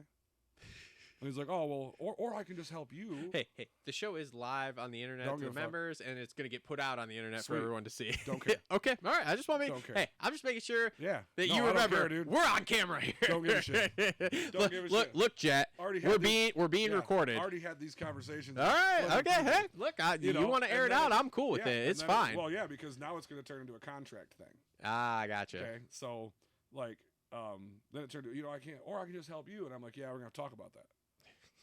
Then he called me. He's like, I'll call you about 5:30 because I had a club meeting that night. It was Wednesday, and I answered the phone. We were on the phone for 3 minutes and 56 seconds. That's all it took, and it was, hey man, I just don't think it's just not feasible for me to promote up there. Like I lost too much money, and I'm like, I don't know how you lost money, but okay. And I was like, yeah, cool, I'll just do them. No big deal. No hard feelings. Like I'll do them myself. Like no big deal. All right, yeah, man, that's cool. Thanks, buddies. Let me know if you need any help. Yep. So then the next day, I get a call from the flat track chairman, and she's like, I just got done getting screamed at on the phone by this person. Screamed at. He's just screaming. I don't know how he thinks he's going to do those races. I have the contracts. So here's what happened with the contracts, okay? This is fantastic, by the way. Which, granted, these aren't actual contracts. Okay. No lawyer wrote them up. It's something he typed up on his computer. No legal speak at all. Just, Yeah. sign. So initially he was sending me the contracts, and I would forward them to the fair board. Fair board would make, say they wanted to make some amendments, send them back to me. I'd send them to him. It was over the winter. Okay. So after the amendments and stuff were made, he was like, hey, I'm going to go up to the fair board meeting, one of these times, and we'll get everything ironed out. And I was like, cool. It's a 3-hour drive for me. By the time I get out of work, I don't think I'm going to make it up there for the meetings. Yeah, we'll get it all handled. So there was a line on there, him as a promoter, me as a co-promoter. Okay. So he goes up there, gets the contract signed. Never forwards them to me. Never forwards me the contract so I can sign on the line. Yeah. And I was just like, I'm busy with 800 other things, so I'm like, whatever, no big deal. He's not going to fuck me over. I helped him out, right? Till after this weekend. Now he's screaming at the chairman that the contract's in his name and James never signed it. Okay. And this is after he already told me, like, I don't want to do it. So she's like, the chairman's like, I told him to call you. Phone never rang. I call him. So what the fuck's going on? Well, what I said was I didn't want a partner. And I'm like, no, that's not what you said. You said you did not want to do it. You weren't making enough money. I'm like, word for word, this is what you said. And he was like, well, yeah, but then, I'm like, did you not say that? Yes, I said that. But then I went home and I thought about it some more. And I'm like, the contract. And I'm like, I don't give a shit about your contract. Like, you know what you said. Well, I know, but then, like, and I'm like, no, you're not doing it. Well, I got the contract. I'm like, I will take that contract, tear it up, and stuff it up your ass. And I said, I'm like, so we know, like, you said you did not want these races last night. Well, yeah, I did. And then I'm like, and you know that these were my races from November. In December, I asked you if you wanted to come in because I felt bad for you. Yeah, you did. I was like, okay, keep that same energy because I just recorded this phone call. And I hung up. Good fucking job, buddy. That's what I'm talking about. And then I called the flat track chairman back. I called the District 14 president, Brian Kidner, who was at the track with me when we tested it. And he was like, these races have been yours from the start. I don't know what he's trying to pull. And my thing is like... Well, it's pretty simple. He didn't think he was making enough money, so he was trying to shoo out the other guy. Well, and that's the other thing. So he could make all the money. When it came time to divvy stuff up at the end of the week, like, there was stuff, there was lies all around. Oh, boy. He told me he had sponsors that covered all the expenses. Covered the insurance, covered the trophies. Great. He's got a banner with 40 sponsors on it. Awesome. He told the flat track chairman that he had covered all the expenses. Okay. But then at the end of the weekend, it's like, oh, well, I got to get reimbursed for the trophies. I'm sorry, what? And tried to get me, oh, well, the insurance. And I'm like, you told me that guy paid for the insurance. Oh, yeah, he gave me $1,200 for the insurance. Okay. So it's just little shit like that. Mind you, I was doing sign up Saturday morning. Yeah. There was a cash box sitting next to me that cash was going into. Okay. As we're counting up money on Monday, I'm like, where's the cash box? He's like, what cash box? The cash box that was sitting next to me. And all of a sudden, nobody can find the cash box. Oops. Now, the cash box that I was using ends up in his mom's trunk. Oh. Empty. And they're like, Weird. that cash box never came out of the trunk. We never used that. flat track chairman is standing next to me the whole day, and she's like, you were putting money in that cash box. So money's missing. You're trying to get me to pay for stuff that you said you already had covered. And then tell me you lost all this money. And then you want to start this shit. And I had people legitimately like, look, if you want to be a shady business person. Hold on. This is a Holster Co. Reload rant, by the way. Yeah, exactly. We're ranting here. If you want to be a shady business person, be a shady business person. If morally that's who you want to be, do that. Uh-huh. But if you're trying to be a promoter in District 14. He sounds like the perfect kind of promoter. Yeah. A shady one. Yeah. If you want to be a promoter in District 14, probably don't try to screw over the vice president of District 14. I mean, that to me is where it really turns into a dumbass move, in my opinion. I don't know what it is. I have no idea who this guy is. You haven't told me, by the way. You've just told me, even in talking before the show, you've only told me that it was this guy that was doing it with you. You have not told me a name or anything, so I can't blow this guy out, nothing. Yeah. Whatever, it's fine. But, yeah, and I mean, and like... he's trying to tell people, like, I dropped transponders on him 3 days before the race. I have group texts and everything. Like, the lies. It's called receipts. Dude, I've got the receipts. Yeah. I got so many text messages. I got the text messages of me saying, like, hey, before the sanction meeting, I want to talk to you about maybe bringing you in on Cadillac. Yeah. They're all screenshotted. Yeah. Come on, homie. Dude, some people will just try to work every fucking angle possible. Well, and my thing is like, so you've been planning this for a long time. Because you obviously went up there, did the contract stuff, did not send it to me. Even though you swear you did, show me that receipt. Yeah. Because you were going to try to screw me out of it. And then at the end, like, told me directly and the chair, like, I got all the expenses covered. It's all covered. It's all covered. And then when it comes time to divvy up money, it's one day he told me he lost $8,000. Don't know how. The next day he told the chairman he lost $12,000. He can't even keep his own lies straight. That's what happens when you're a liar, man. Yeah. It's hard. When you lie so much. Uh-huh. You know, and he's like, oh, I had all these expenses. You told me they were covered. And like I told him, as a partner, you should have come to me and said, hey, insurance is this much. I need your half. We're going to pay it. Trophies are this much. And I would have been like, wait a minute, we can get them somewhere else. Yeah. There was nothing. I mean, to the point where the chairman is a lady he's known for years and just screaming at her to the point where she finally yelled back. Good. Like, I don't know. I mean, it's whatever. I don't know who this guy is. Sounds like a fucking retard. Well, his name's Charles Gray, Whole Shot Promotion. Okay, and there we are. There we are. What's everybody. he going to do, kick my ass? I mean, it would be funny. He's probably going to comment on the show now. Thanks a lot. Now we're going to get some negative comments. It's true. And I'm just going to be like, well, don't be a piece of shit. I've got the receipts. It'll be fine. So, well, like I said, I think promoting is actually not that bad. I mean, I think going forward there, if you'd like, we can help. We've been playing. Yeah, I was telling you before we got on, I've been playing with my other business with a bunch of Facebook so I'm ads. sure if you look, like, Battle Creek's social media is really good. I'll be honest, I haven't paid attention. BCMC's social media is really good. But don't take it personal, because like I also don't follow Redbud or anything like that really. So BCMC's Facebook has almost 12,000 followers. Perfect. BCMC's Instagram has almost 3,000, which is a lot. That's newer. good. Yeah. I started a TikTok for BCMC less than a month ago. It has like 300 or 400 followers already. Perfect. Lots of views. Perfect. I run all the social media for Battle Creek. Yeah. So like social media is not a really big issue other than like the advertising stuff. Yeah. Yeah, I just think it wasn't. I mean, it obviously wasn't promoted the right way. Yeah. And then, look, dude, I also have a company. We may be able to help with some sponsorships for something for it. I don't know what. I mean, according to some people, everything's sponsored, and then all of a sudden it just goes away. Well, look, we might be able to give you a real sponsorship. You know, like I'll hand you some money, say, hey, this is for whatever. Like, everything was secretive. It was all like, oh, I got like call me on the phone. I got sponsors to cover everything. I'm like, cool. And me who are they? Well, and me being trusting. Yeah. And like I was newer to the flat track stuff. Have you ever had a partner in business before? I don't partner with people. Okay, yeah, because they're only good for two things: fucking and fighting. And I brought him in to help him out. I understand. Like, man, I understand. We've I know done this. Is like the Holster Co. rant thing. Holster Co. Reload rant. No, that's okay. I went off on a little bit of a tangent, but I'm like, anybody that knows me, Holster Co. knows me. I can be hot. Yeah. And like, I've been trying really hard this week to not be hot about it. Like, then you get on this internet radio show, you're like, hey, so by the way, this is what we're going to do is we're going to blow this fucking guy right out. Well, I've just been like, yeah, you're like, let's talk about promoting. All right. Look. Now, with the club, it's a lot easier. Yeah.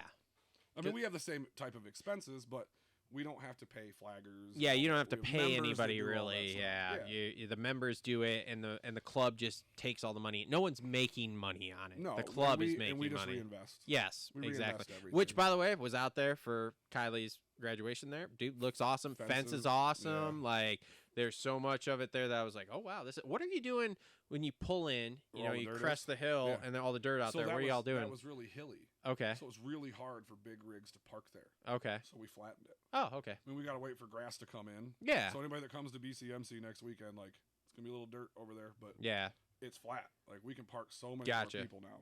Yeah, I wasn't sure what was happening there. And you got, like, the roost wall behind the starting gate. Yeah, that was cool, too. Yep, fence, saw that. The fence coming up the driveway so you don't have to stare at all the dilapidated rape wagons over there. Yep. Yeah, so I'll go into my Holster Co Reload rant here since you're talking about business stuff too, right?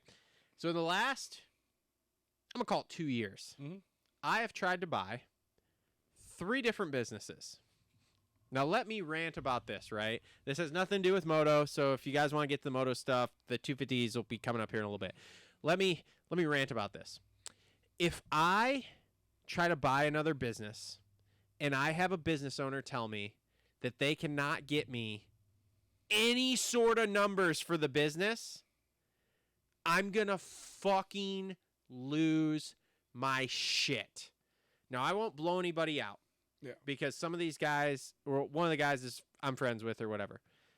But, so the first business I find, powder coating company, I don't know who this guy is, right? This is a total random thing. Lower Indiana has a conveyor line for doing mass amounts of parts. Cool.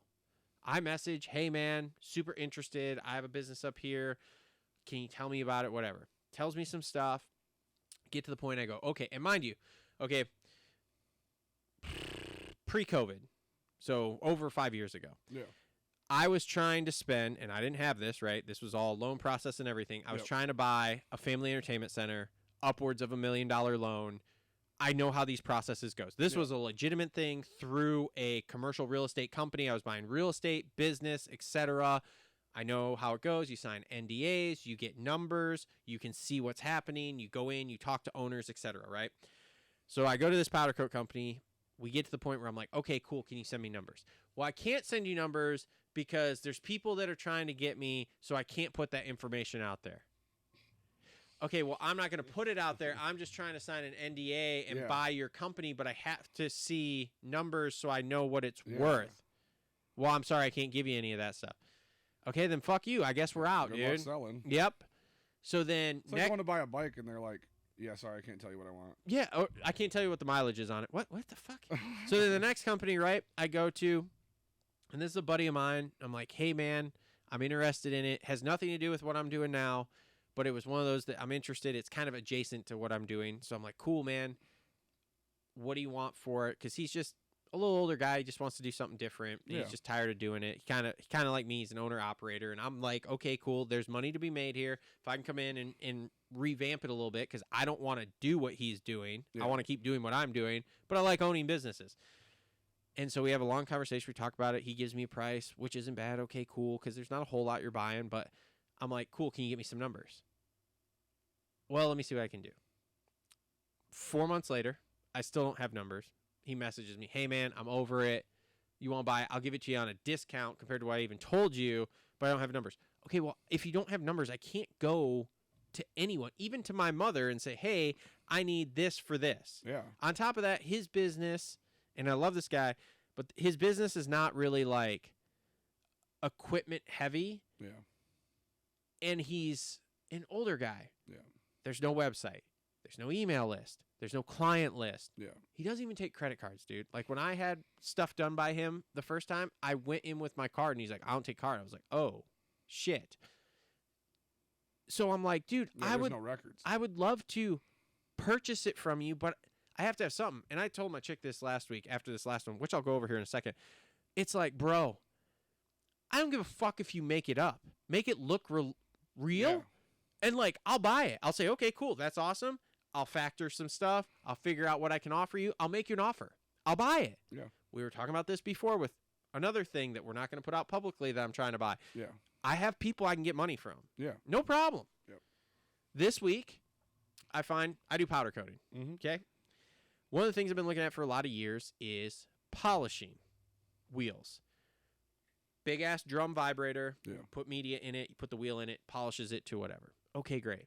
Those things are $30,000 or $40,000 per machine. Then you got to buy media, which is expensive also, and I've never done it. So like now I got to go through this whole learning process with a fucking, you know, let's call it $75,000 bill by the time you're all done with everything for equipment alone. Okay, I don't even know what to charge for it because again I've never done it. So I'm scrolling Facebook Marketplace last week, find some of these machines, which you don't ever find. Yeah. Message the lady. Oh, yeah, my husband, blah, blah, blah. Do you have a number? I'll give it to him so he can text you. Cool, no problem.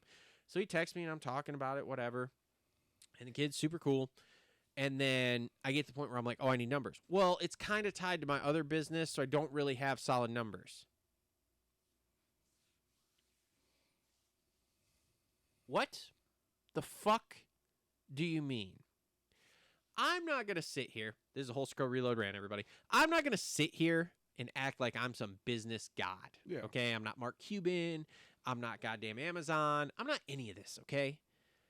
If you wanted to buy the powder coating business from me, I would A, know how to price it because I've studied that stuff enough, and B, within a few weeks, I would be able to put together numbers for you. This is what I make. Not only that, I had to have spreadsheets immediately of like, here's the month by month for the last 2, 3, 4 years, whatever you want, man.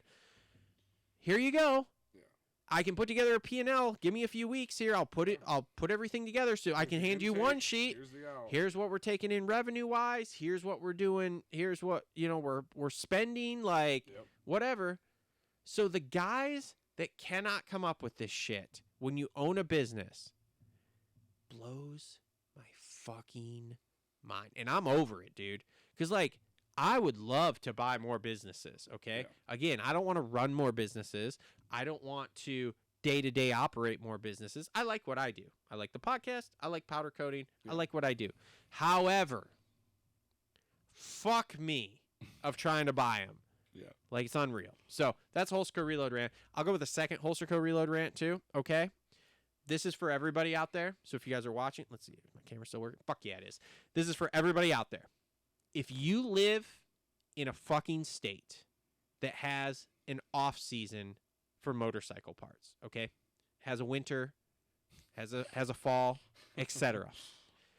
When you are rebuilding your bike, if you are fuck, that camera just shut off. If you are outsourcing a service for that bike in the off season, do not, and I will repeat this, do not show up when the weather gets nice and expect to get your shit done. Holy fuck balls am I over people right now. Mm-hmm. As a business owner, I tell motorcycle people all the time, show up in November. Yeah. I don't give a fuck what it is. Show up in November. It's like guys trying to get their suspension done April 15th.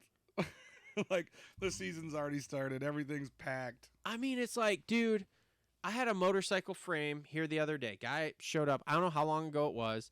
And again, I might have given him a slightly less timeline because we might have been in a slump for a few days there. Yeah. And when I get in a slump for a few days, I start thinking, okay, cool, we're slowing down for the summer because we do here at our coating shop. We slow down for the summer.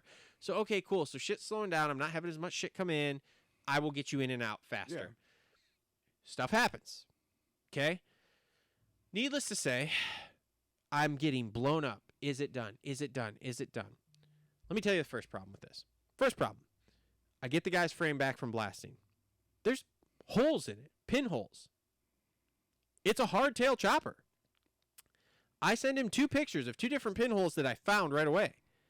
I say, hey, what do you want me to do about this? Just coat it. Okay? Whatever. It's not my fucking deal. Mm-hmm. I tried.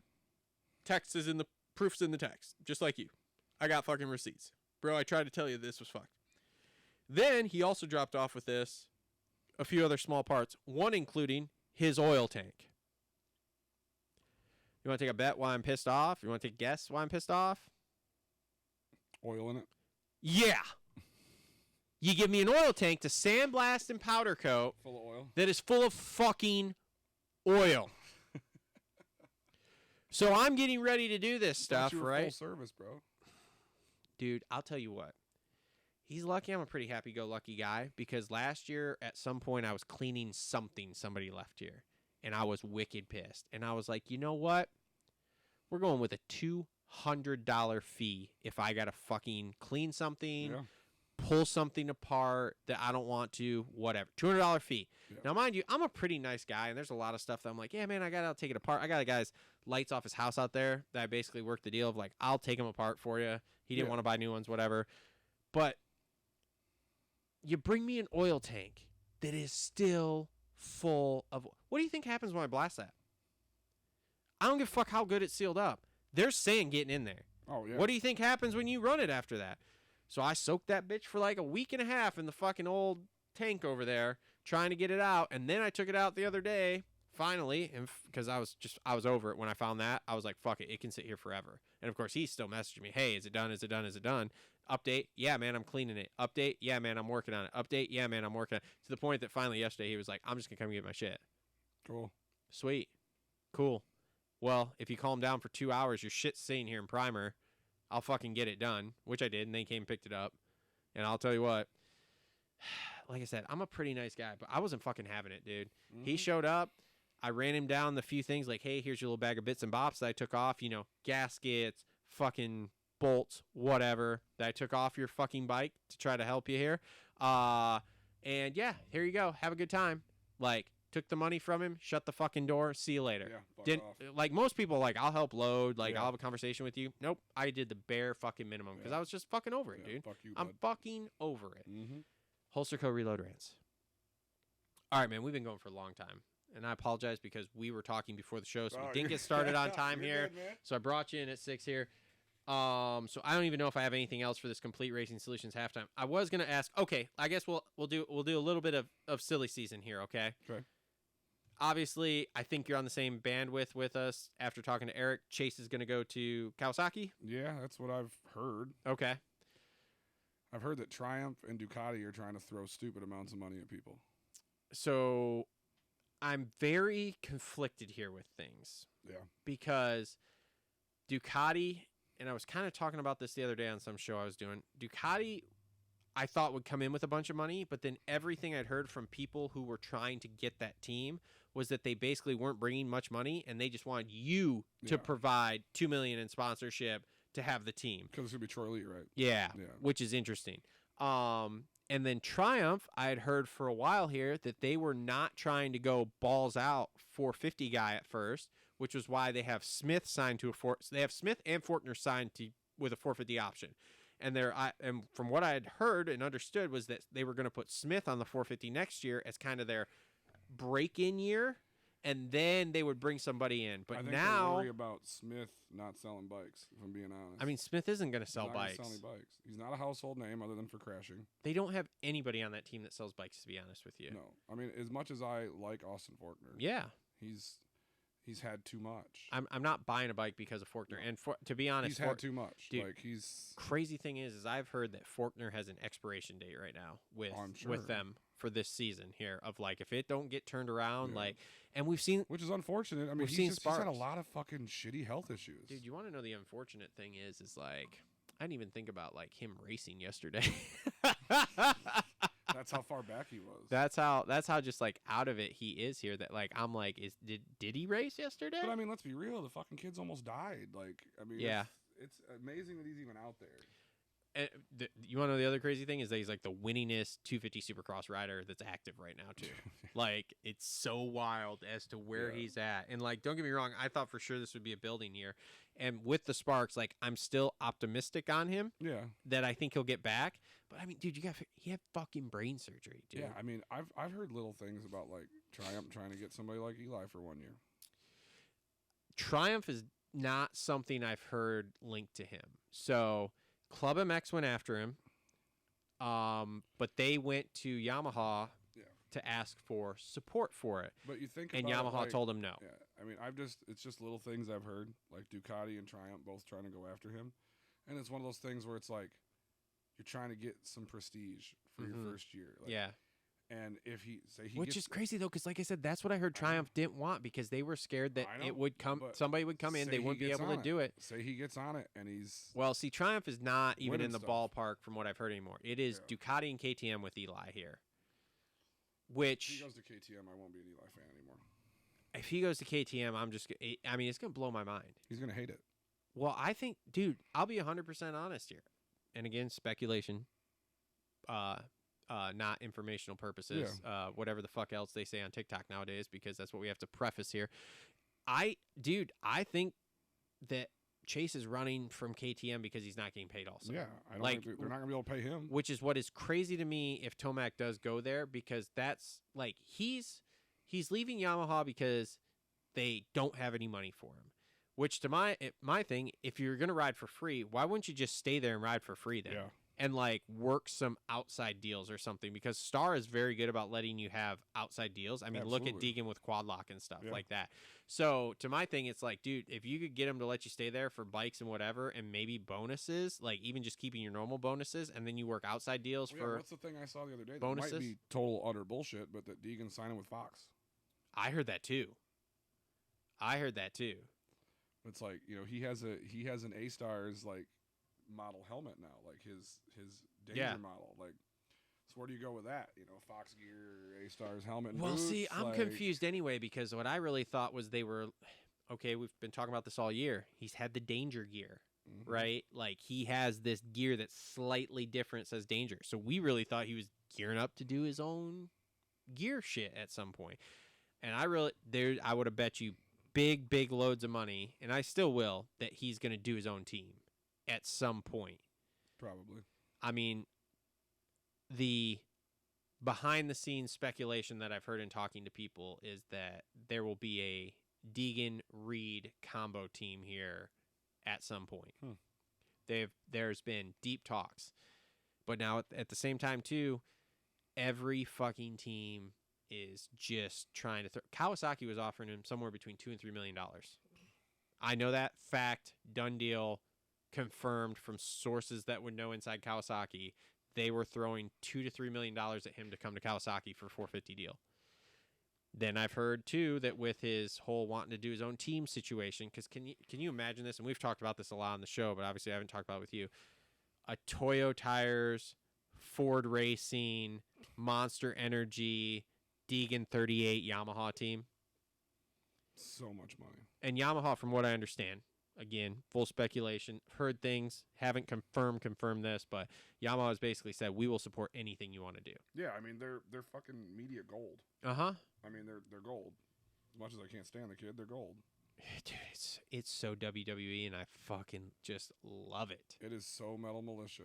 It is. It's awesome, dude. It's it is WWE, awesome. like It's you said, exactly really it's is. exactly what the sport needs. And like I said, when we were talking about earlier, when he gets to the point that he is, I just wish it wasn't so fake.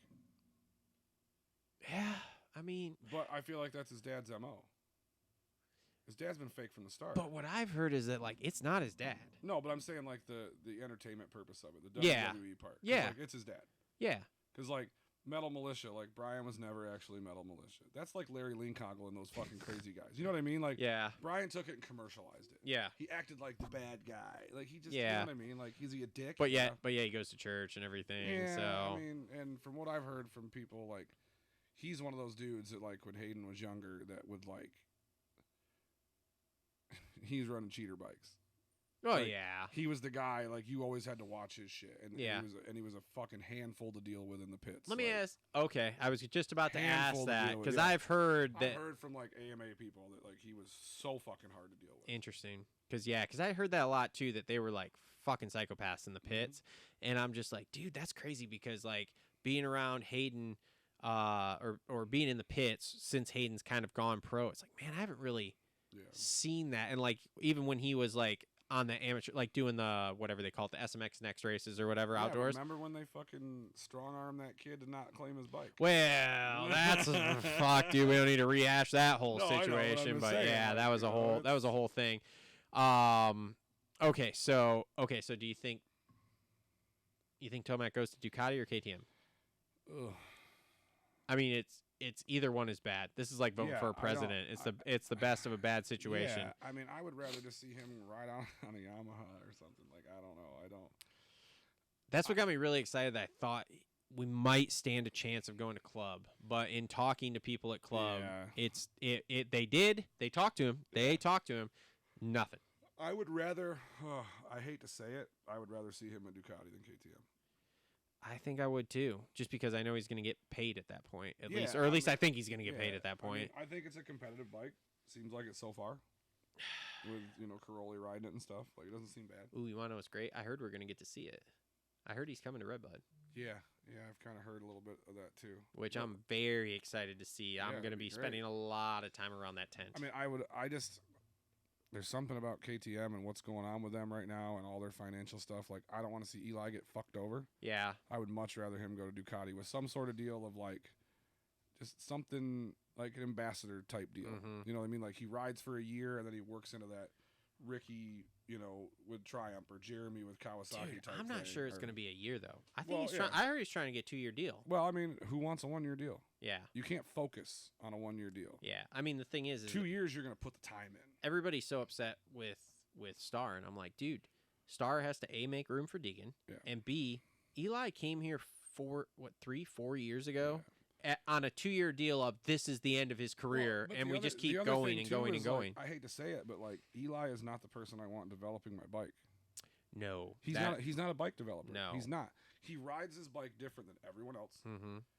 He's like the one guy in the world that's like, give me more fucking power. Yeah, 450's not enough. Yeah, give me more power. Let me clutch the shit out of it. He's very like, he doesn't stand near as much as everybody else. Yeah, he's very like neutral or actually back on the bike a lot. Like, he's not the guy. He's the guy to help you maybe sell bikes. Yes. He's not the guy to develop your bike. Nope. As much as I absolutely love Eli Tomac, he's not the guy to develop your bike. Nope. It's not what he is. No, but to that extent too, I don't know that any of the guys I've heard linked there are guys to develop bikes. Jason Anderson, Justin Barsha, Eli Tomac. No, the guys you need to develop bikes are guys like Brock Tickle. Yeah. And like Christian Craig, and guys like that. Yeah. That's, or like, I mean, like Ivan Tedesco did for Suzuki for a long time. Like, that's the guys you need to develop your bike. I mean, hell, you need like Chris Kiefer to develop your bike. It's not. But Kiefer's a Triumph, dude. No, I know, but I'm just saying, like, that's the type of guys you need to develop your bike. Yeah. Not. And even Jet, I think Jet would be better at developing a bike than Jet's terrible. Well, I mean, because Jet better than Eli. Well, maybe. Eli, at least nowadays, people are trying to emulate the way Jet rides. Yeah. So if it's set up more the way he likes it, people are trying to emulate it at least. I'll be honest. No one's trying to emulate the way Eli rides. I really thought that Jet and Hunter were going to go over there. I thought. Because Eli is a dying breed. Yeah. He's the last of the fucking clutch destroyers. Somebody's got to have that cable clutch, bro. Because I don't think that Deegan's going to be that way on a 450. No. Zero chance. You can't be. He can't ride that thing ringed out like that. It's just way too wound tight, and it'll fuck you up. Yeah. What do you think Jason Anderson does? Unfortunately, he's going to have to go satellite or nothing. I don't think he's a factory guy anymore. No, he's not. And I just don't. So the last solid thing I heard. So Club talked to him too. Club or HEP. But HEP is the last solid thing I've heard. I hadn't even heard that. I was just saying, like, he's definitely in discussions with them. Club or HEP. It'd be weird to see him on a Yam. I mean, I don't know. I feel like the Yamaha's so much different than the Cowie. Yeah. At least the Suzuki, it's kind of close. Yeah. Closer. It'd be weird. Yeah, sure. but the Club MX thing I heard. But he's not at the point. I heard died, but yeah, he's not at the point where he's going to garner a big salary anymore. No, he's not. Which is fine. He's smart enough with money. Like, I don't think that's a problem. You did okay in Supercross, and then you took months off for undisclosed reasons.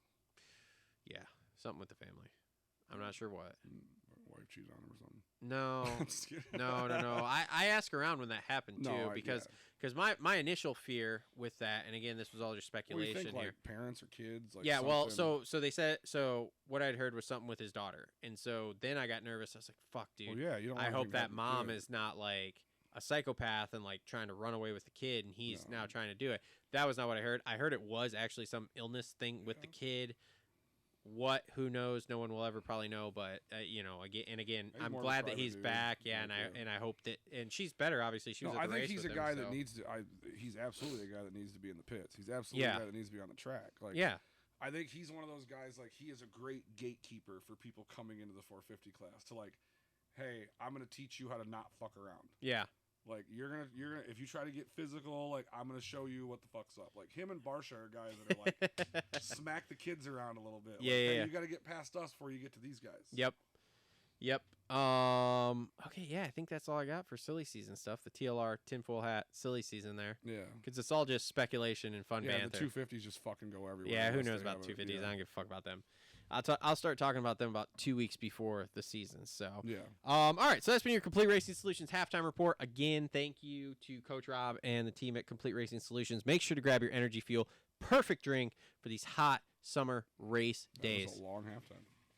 Well, you know, somebody started ranting about promoting. Hey, stuff you wanted to bring up promoting. I mean, I did. I wanted to talk about it. It's something that we don't get to talk about enough.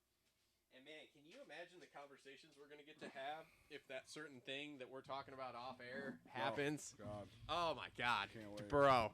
The conversations we're going to get to have on the show. Oh boy. You think they'll make me stop doing the show? I mean, you can't. You can't. But where we're going to do it from is going to be awesome. That's true. Oh, God. All right. Let's jump into here because now we're going real long. Sorry. 250s? Yeah, 250 race recap brought to you by our friends at Flo Racing. Make sure to check them out for all of your small bore bike needs, 65s, 85s, 125s, 50s, both senior, junior, P-dub, all that stuff. Make sure to check them out. Parts, tech tips. They can work on them for you, everything like that. ProFlowRacing.com. All right, Deegs goes 1-1. Zero surprise here. Yeah, I mean, Deegs goes 1-1. Like I said, as much as I don't enjoy the kid, yes, I think that's going to be par for the course this year. Unless he crashes, like we talked about with Eric earlier, unless he crashes. Yes. I don't see any of those guys being good enough to beat him. Which, even if he does crash, we've seen him crash.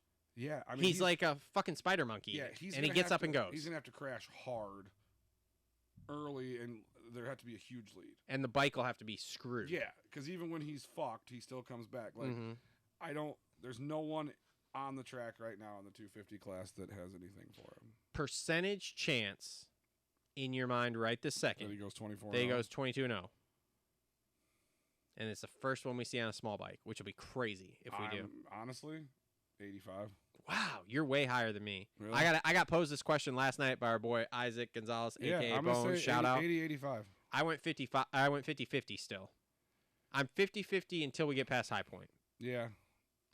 When he just, I don't know. He's just, and you can't even say like he's a California kid when it goes back east because he spent so much fucking time back east. He's so good on the East Coast tracks. He spent so too. much time back east as as an amateur. Like they were based out of North Carolina and then Florida. Like, he's just can't stand him. Fucking can ride. Let me ask you another question then. Percentage chance he goes 11-0. Overalls? Yes. Oh, that's like 98%. I'm like 85 on that. Yeah. I'm like 85. I don't know who's gonna steal an overall. I don't know either. Because I can't see. The only way I see it is like we said, something happens and he ends up second, third in a moto on a second moto, and like Joe got second in the first, got second in the first moto, and then wins the second one. Then okay, I can see it. But outside of that, yeah, dude, like I'm way far out on that. I hope these percentages let people know, like, I respect the talent. Yeah, I don't like the kid. Yeah, but I respect the talent. The kid can fucking ride. Like, dude, I don't like him. Even though he's him. Don't worry, here come the comments for you. You thought you had comments last time, even man. Even though he's him, like, I don't, but he can ride. Like, absolutely. Like, watching him ride, keep the helmet on. Well, it's going to be fine because if he doesn't really get challenged all summer, like, there isn't going to be WWE stuff. It's going to be like, thank God, we're having a good year. God is great, and we'll see everybody next week at Redbud. Thanks. And I will say, like, I did hear, like, after Cole Davies got hurt, like, they flew him out. Like, it was like their private plane. But at the same time, it's like, would you have done that if you didn't get booed the week before for cleaning him out? Well, so I went on a rant about that, man, of like, dude, this is where we start to see the tectonic plates shifting here between the two of them. And bro, all I got from fucking fans was pictures and videos of him and Davies hanging out the next week, and I'm like, fuck, man, okay, well, maybe not. Maybe. But I still think there's going to come a point there next Davies is light years ahead Supercross wise. 100%. Than Hayden was his first year, and I mean he's. Did you go to Indy Supercross? No, I went to just Detroit. Oh my god, dude! Davies at Indy Supercross, blitzing those whoops for 15 the plus kid is one, just and like ridiculous. not sketchy, dude. No. Just and off. No, he's ridiculous. He's light years ahead of where Hayden was his rookie year. No one else did that in Indy. No. Nobody in the 450s, nobody else in 250s, just Davies. Yeah, if Hayden goes to, whether he goes to 450s or goes to a different coast, if Davies doesn't get hurt, he wins title next year. Yeah, well, and they'll they'll split them. Barring an injury between the two of them, where they have to go on the same coast, they'll split them for sure, because they're the title guys. I think if they're on the same coast next year, Davies wins the title. Oh, I think so, too. He's a better Supercross rider. I think so, too. I just think outdoors, Hayden is the best 250 rider. Like, we talked about it, like, Shimoda might flash in the pan. Yep. Might get a moto win. Speaking of Shimoda, he goes 2-2 for second, and he is, thank God, he is the one guy that's keeping this even remotely in the ballpark here. Well, that's what I mean. Because otherwise, Hayden's got 30 points after two rounds. He'll get a moto win here and there. Like, that's why I said 85% on the 22-0. Because, like, I feel like at this point, Shimoda maybe somewhere, and Kitchen at maybe like Washougal because he's a local. Like, but other than that, who the fuck's gonna beat him? I don't know, man. Yeah, even I a don't moto. see anybody else. Who's gonna beat him? Yeah, I don't see anybody else. Because I feel like he's, like you and I talked about earlier, like he's riding really smooth right now. Mm-hmm. He's not going crazy. Like he doesn't have to. He's patient. Yeah, that's the big key with Deegan right now. Patience. If he's patient and yet still a bunch faster than everybody else, that's where the crashes aren't gonna happen. And if he doesn't crash, you're not beating him. Nope, because he's got the speed. He's got the speed. So, like I said, Joe goes 2-2 for second. This is a great start for Joe for somebody who we usually think starts slow and then builds. This is a really good start. And again, like I said, I could see him getting a moto win. I could see him sneaking an overall because something happens weird in the second moto. Mean, you just don't want him, you don't want him to get too close to Deegan because then he might get hit with a pit board. But other than that, like it'll. But outside of that, like him going toe to toe with Deegan, great. He just doesn't quite have it. No. So. Kitchen goes 3-3 for third. That's a good day yesterday, but at this start of the season for him here has been so underwhelming. Like we talked about with Eric earlier, like I think this, like he's got to do something. Yeah, he's got to do something this year, or he's going to be a satellite 450 guy. Yeah, that's it. Yep. Juju goes 8-4 for fourth. Okay, I think Juju's more of a Supercross guy. Yeah, this is just house money here as far as I'm concerned. If he's a little bit better outdoors, he made such a step in Supercross. Okay, great, ride secure. Moving on. Yeah, I mean he gets trained by what Davey Mills said. Yeah, Davey was more of a Supercross guy too. I mean, it's just kind of. Yep. Marchbanks goes 7-5 for fifth. He has outperformed my anticipated thoughts here through the first two rounds. For his second go round on pro circuit on PC. Yep. I think he grew up. He's not as much of a shit as he was back then, maybe. He's another one of those guys that like I don't know if he's working with the same what's it called too, agents, so that might help also. I think that he's another one of those dudes that like I feel like he's gonna be shockingly good on a 450. Well, outdoors. I mean he's rode a 450 the last 2 years? Like, on a real if he I'm not saying Club MX isn't a real team. That's not what I'm saying. Sorry, fuck you. I'm not. No, Club MX, you're great. But I mean, here we go. Now they're coming for you. I think he needed to step back down. Yeah. He wasn't ready for the 450. Yeah. He's a good rider, and so it worked out, but he wasn't ready. Yeah. The thing is he's a big kid. I know, but the thing is here is like, okay, we talk about him going to 450. Where's he gonna go? I know where. Quad lock. I mean, you know what I mean. Like, I mean, he's going to end up on one of those, for lack of a better term, we'll call it second tier. I mean, he could go 450 teams. No, he can't. No, that bridge was burned. That's why he got out of there early last year. That bridge got burned. So I don't know where he goes because there just isn't room at a factory team, and he doesn't. To be honest, he doesn't have the resume to do a 450 factory ride at this point. So I don't know what exactly. I mean, career 250 guy, I guess. For right now. He's way too big to be a career 250 guy. Well, Jordan Smith goes 11-6 for sixth. That's better than anticipated because the last time I saw him, he was like floating around down in like 20th there. So, okay, cool. I'm sure there were some crashes. I'm sure there was. That's what Jordan Smith does. Probably 4 airbag launches, whatever. Yeah. Mikael Harrop, 10-9 for seventh. And was for a GP guy coming over, that's not bad. Running up front the second moto? Was it the second one? He was right up there, like top 5 start or something. Yeah, I think so. One of the motos, he was like top. I think it was the second one because I was watching that one closer. Yeah, so top 5 start, that second moto. Lackluster through these first 4 compared to what I thought he might do. However, I think when we start to go east, it's going to start to get better and better and better. He's got to get used to tracks he doesn't know. Yep. Ty Masterpool, 4:16 for 8th. Ty has so much speed. I heard that from the outside looking in, you think it's all wild and crazy and like kind of a WTF person. Yeah. I heard that when you get on the inside, it's exactly the same. It's WTF. I was told by this person that they were in communications, doing some things, and all of a sudden it was radio silence. And I'm going to try to leave it as vague as that to not blow anything really out here. Yeah. But like I said, I've heard from someone who has worked with him now on some things that it is as WTF on the inside scattered, and just what the fuck is happening as it looks like on the outside. And we all go, huh? That doesn't make any sense. Yeah, it just depends on the day. Like, how do you get a hangnail, not race the rest of Supercross, focus on getting ready for outdoors, which Mitch was not happy with, by the way. Well, I'm sure. And then you come out, whole shot the first moto and fade to 9th or something, whatever the fuck he got that first moto last week after whole shotting. That is a terrible first moto look. Well, especially for a kid who's really, by all means, like a great fucking outdoor rider. Yeah, he is, but it is, wow. And if you care to ask after the show, I'll be more than happy to fill you in on that story there. But yeah, I don't know, man. From what I've heard, there's an option for next year. It is a pro circuit option to keep him for next year, and unless he picks it up here, I don't see that happening. Yeah, unless he rips off a bunch of really good stuff. Fourth, the first moto is good. Yeah, like that's okay. And that whole shot last week to that fucking insane Superman jump off the top, whatever the fuck it was he was doing, good. Yeah, but the rest of it has just been what? So we'll see.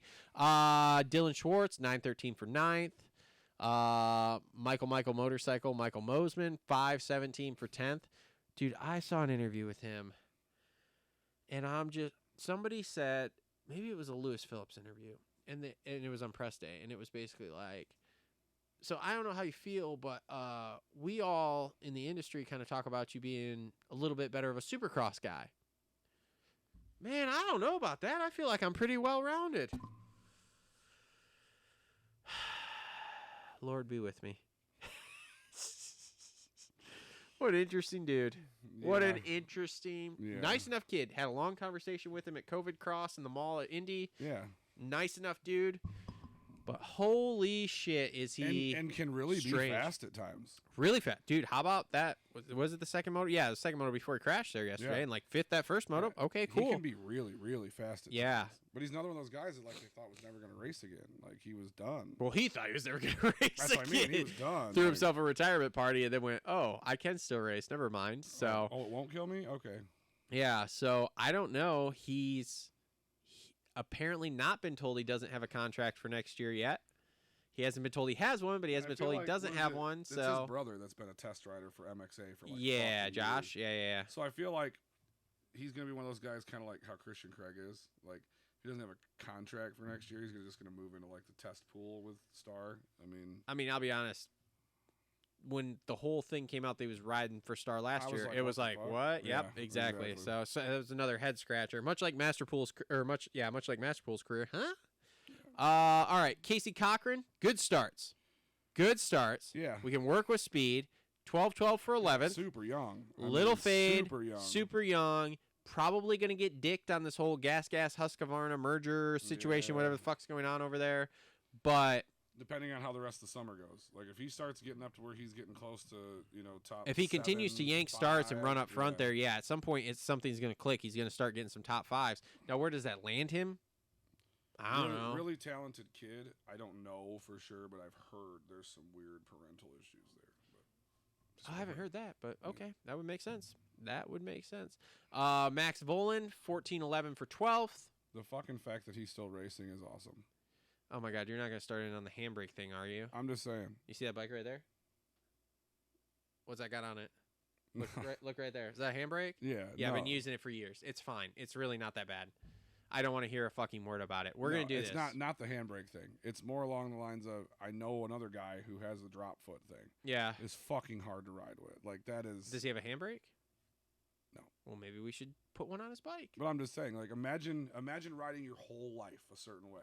Oh yeah, I know. I understand. And then all of a sudden, gone. I'm not as good with a foot brake though. Like I'm really good with that thing. Yeah. I'm really good with that thing. So once you like learn it, like I understand, yes, there's a learning curve to it. He wasn't necessarily a great outdoor rider before that happened. No. He's more of a supercross guy. Yeah. Well, Volan's downfall is he got forced in a career move that was not advantageous for him, which was they pushed him up too early because they needed somebody. They tried to Ryan Dungey and it didn't work out. It was KTM. They didn't have anybody in the tank, and they pushed him too early. They tried to Ryan Dungey and it didn't work out. Yep. So now that being said, we have been having this argument about this fucking handbrake situation, and at some point I'm going to try to swoon some connections here and go actually ride that bike just to prove that it's not that bad to ride. Again, it's great that he's doing it, and it's crazy because he's the only one doing it, but it's not hard to ride with a handbrake. It's like having two fingers on the clutch. It's really okay. Where were we? Oh, Volan there. Drew Adams, 19-7 for 13th. I believe that was a crash-induced first moto. Yeah, I think the 7 is more where he should be. He's I think he's like the only newer guy that I see getting up there and challenging like Shimoda and those guys for top 3. But that's if he can keep it on 2 wheels because he had crashes last week too. If he can keep it on 2 wheels, the kid is fast. Yeah. Parker Ross, 16-10 for 14th. That's a really good ride for Parker Ross. He was Loretta's kid last year. Yeah. Right? So, yeah, I mean, that's... Hammaker goes 640 for 15th. I don't know what happened that second moto. That's a very Hammaker move there. That's another guy that, like, he's got a lot of speed. Yeah, which was why I was, like, so questioning until the very end. East, it's going to be better. I hope so. Another one of those with him. Like, we'll see. I don't know I haven't heard anything. In Supercross. I haven't heard anything wrong with him, so we'll see. Yeah. Fortner goes 15-14 for 16th. Again... Like we talked about, like expiration died, date. Yeah, like I'm just nervous when this expiration date is that Triumph pulls the plug on him here for this year and what that entails and how that goes. If they pull the plug on him for this year, he probably won't have a ride next year. I don't know. No, sign him. I'm very I mean, he's not getting another ride outside of that unless he starts to put some results in. But he does have a contract for next year, and I think a 3-year option. So, Vial goes 48 for 17th overall. I mean, obviously the 40, there's an issue, but even 8. Well, he crashed and he got a bunch of stuff, got hit by the rear wheel of the other rider, he crashed or whatever. Like, you're a 2-time world champ. What's up? He has been, in my opinion, very lackluster outdoors over here since he's come. There was, obviously, I got Justin here usually, who's a big MXGP, got a lot of hype every time a dude comes over. Like, I mean, fucking just, fuck yeah, MXGP. Yeah. And... yeah, this is... I mean, to be honest, he's been lackluster in Supercross. I know he has 2 titles, but what has he really won? Great rider. Lucked himself into 2 titles. Exactly. Probably, honestly, this is... I'll be straight up. I think this is torpedoing his career. He's not ready for 450s. No. So barring them petitioning the AMA to change the rules so that he doesn't have to move, but if he's got to go up, which he does, you're fucked. Yeah, it's real fucked, dude. Ryder D, 17-18 for 18th. Another one of those kids that everybody thought was going to light the world on fire. Well, this is what happens with bad advice from the industry all the way up through your amateur career. You do terrible training, terrible diet, and you get frail, and you can't stay solid. It's supposed to be Cianciarulo and then him. Yep. And again, you get terrible advice from the industry. Faulkner, then him. You get terrible advice, and then you get frail, and you can't stay healthy, and you can't win races. There's a lot there to unpack. A lot of stuff that But another one of those kids also, that was supposed to be really good. That I also can't talk about publicly, but there's a lot to unpack there. I mean, it's like, Jet Reynolds, too. Again, you get... And it's amazing how many of these kids are Team Green kids, isn't it? Isn't it? That they all just kind of fizzle here. Maybe there's an issue somewhere along the line here. Might be. Seems to have a common core. Hymus, 13 DNS for 19th. Zero idea. This is a huge flop. This is a huge black mark on his career. Yeah, this kid should be a top 3 guy. He should be challenging Deegan. Yeah, especially outdoors. He challenged Deegan last year. You literally quit riding Supercross during the week early to start focusing on outdoors.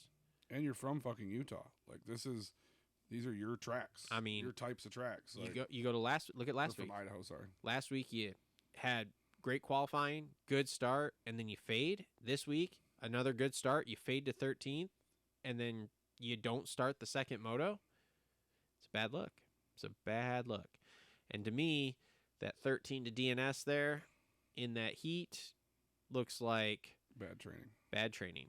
Once again, shoot up, spit out, and fuck you. Yeah, and what was his? And he was amateur. He was Team Green until the very last year, right? Last 2 years. Mm-hmm. He was a Team Green kid. Mm-hmm. Before he went Honda. Mm-hmm. Weird. There seems to be a lot of quinky dinks happening here. Like a factory farm for chickens. Alexander Fedorsov, 39-15 for 20th. Total rookie. I have heard that when Tuesday Fedorsov shows up, he's going to be here to fucking party at the front. Yeah. Which will be cool if it does. And that 15th's okay. I heard he's fast. Yeah.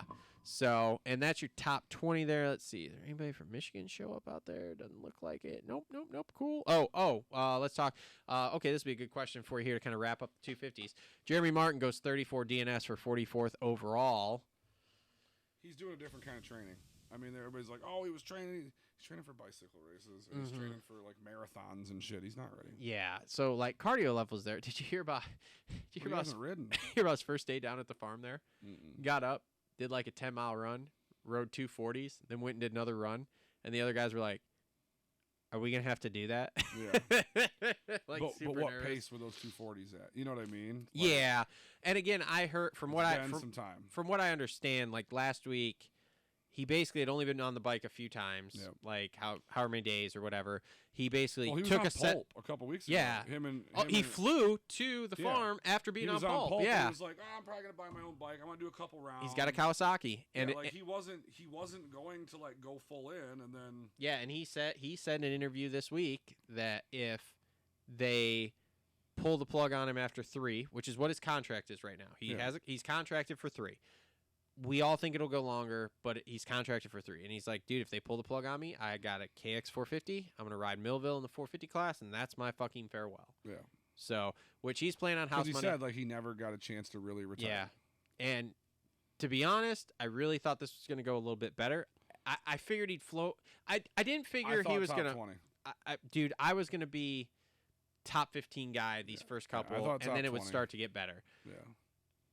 I will say last week, between starts, first lap crashes, whatever, he was coming from the back because I was watching very carefully. The first moto, I think, came around the first lap 31st, got to 20th.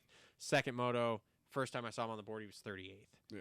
That's a lot of dudes you're passing on a shitty track that's not your best, on a bike that you don't have a setup for, really, because you haven't been like I said, that riding. 250 class is a fucking Shark Tank. Those kids are no joke. No. They're gonna battle you, and you're getting older. Mm-hmm. Yep. So, now that being said, man, it's stuff like yesterday, and as we go farther into summer here, that, like, dude, he's got that dog in him to just dig till the end. He does. Which is what makes me think, like, if he does get to go longer, this will get better, and it will be cool. But he's a guy that can crack that top 10.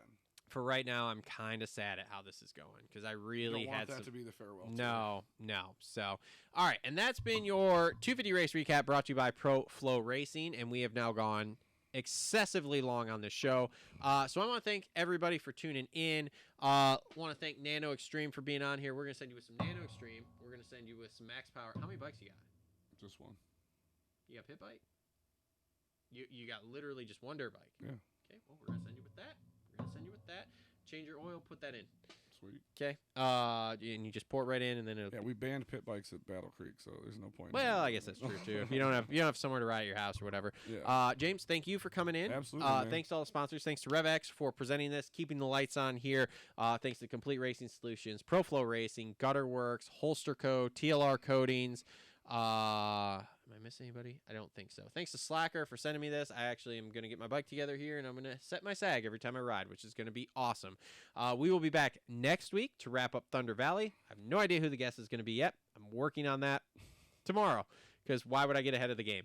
And then, and we will be back next weekend, too, with the full gamut of shows there, the reaction show, and everything else. So thanks, everybody, for tuning in. Thanks to our members. If you guys want to watch the show get recorded live, make sure to join the members area for as little as $5 a month, or actually as little as $1 a month. You can watch the show get recorded live and see it firsthand and jump in that members chat, which was going off for a while, but David had to leave, and I don't know who else is in here. Oh, Steven's in there. That promoter is a gem, so whoever Steven is, that's awesome. And Michael in here, too. How about the privateer leading the first two? Oh, we didn't talk about that with the 250s. How about Kobush? So Kobush, one of the can't-miss kids when he was an amateur. Yep. Like, he was a Team Green guy. Chewed up, spit out. Team Weird. Green. He was Team Green. He was Kobush everywhere. And it was cool to see him lead 2 laps, though. Absolutely. Heard he's an asshole, but cool to see him lead 2 laps. Yeah. Heard that, too. So, anyway, all right. So that's been the show. This has been show 308. This has been our Hangtown wrap-up. Thanks, everybody, for tuning in. We will see everybody next week. Thanks for tuning into the Moto Aftermath Show. If you guys like the show, make sure to give us a thumbs up there with that like button. Also, make sure you subscribe and hit that bell notification so you never miss a show update, a live show, or anything that we're doing here, because when we find out news, we will be on here bringing you our thoughts with it. Also, if you guys want to help support the show, join our members area. You'll get member exclusives, including live shows. You get to watch the show being recorded live, and you'll get all sorts of other member benefits. So thanks, everybody, for tuning in. Join the members area, subscribe. We'll see you all on the next one.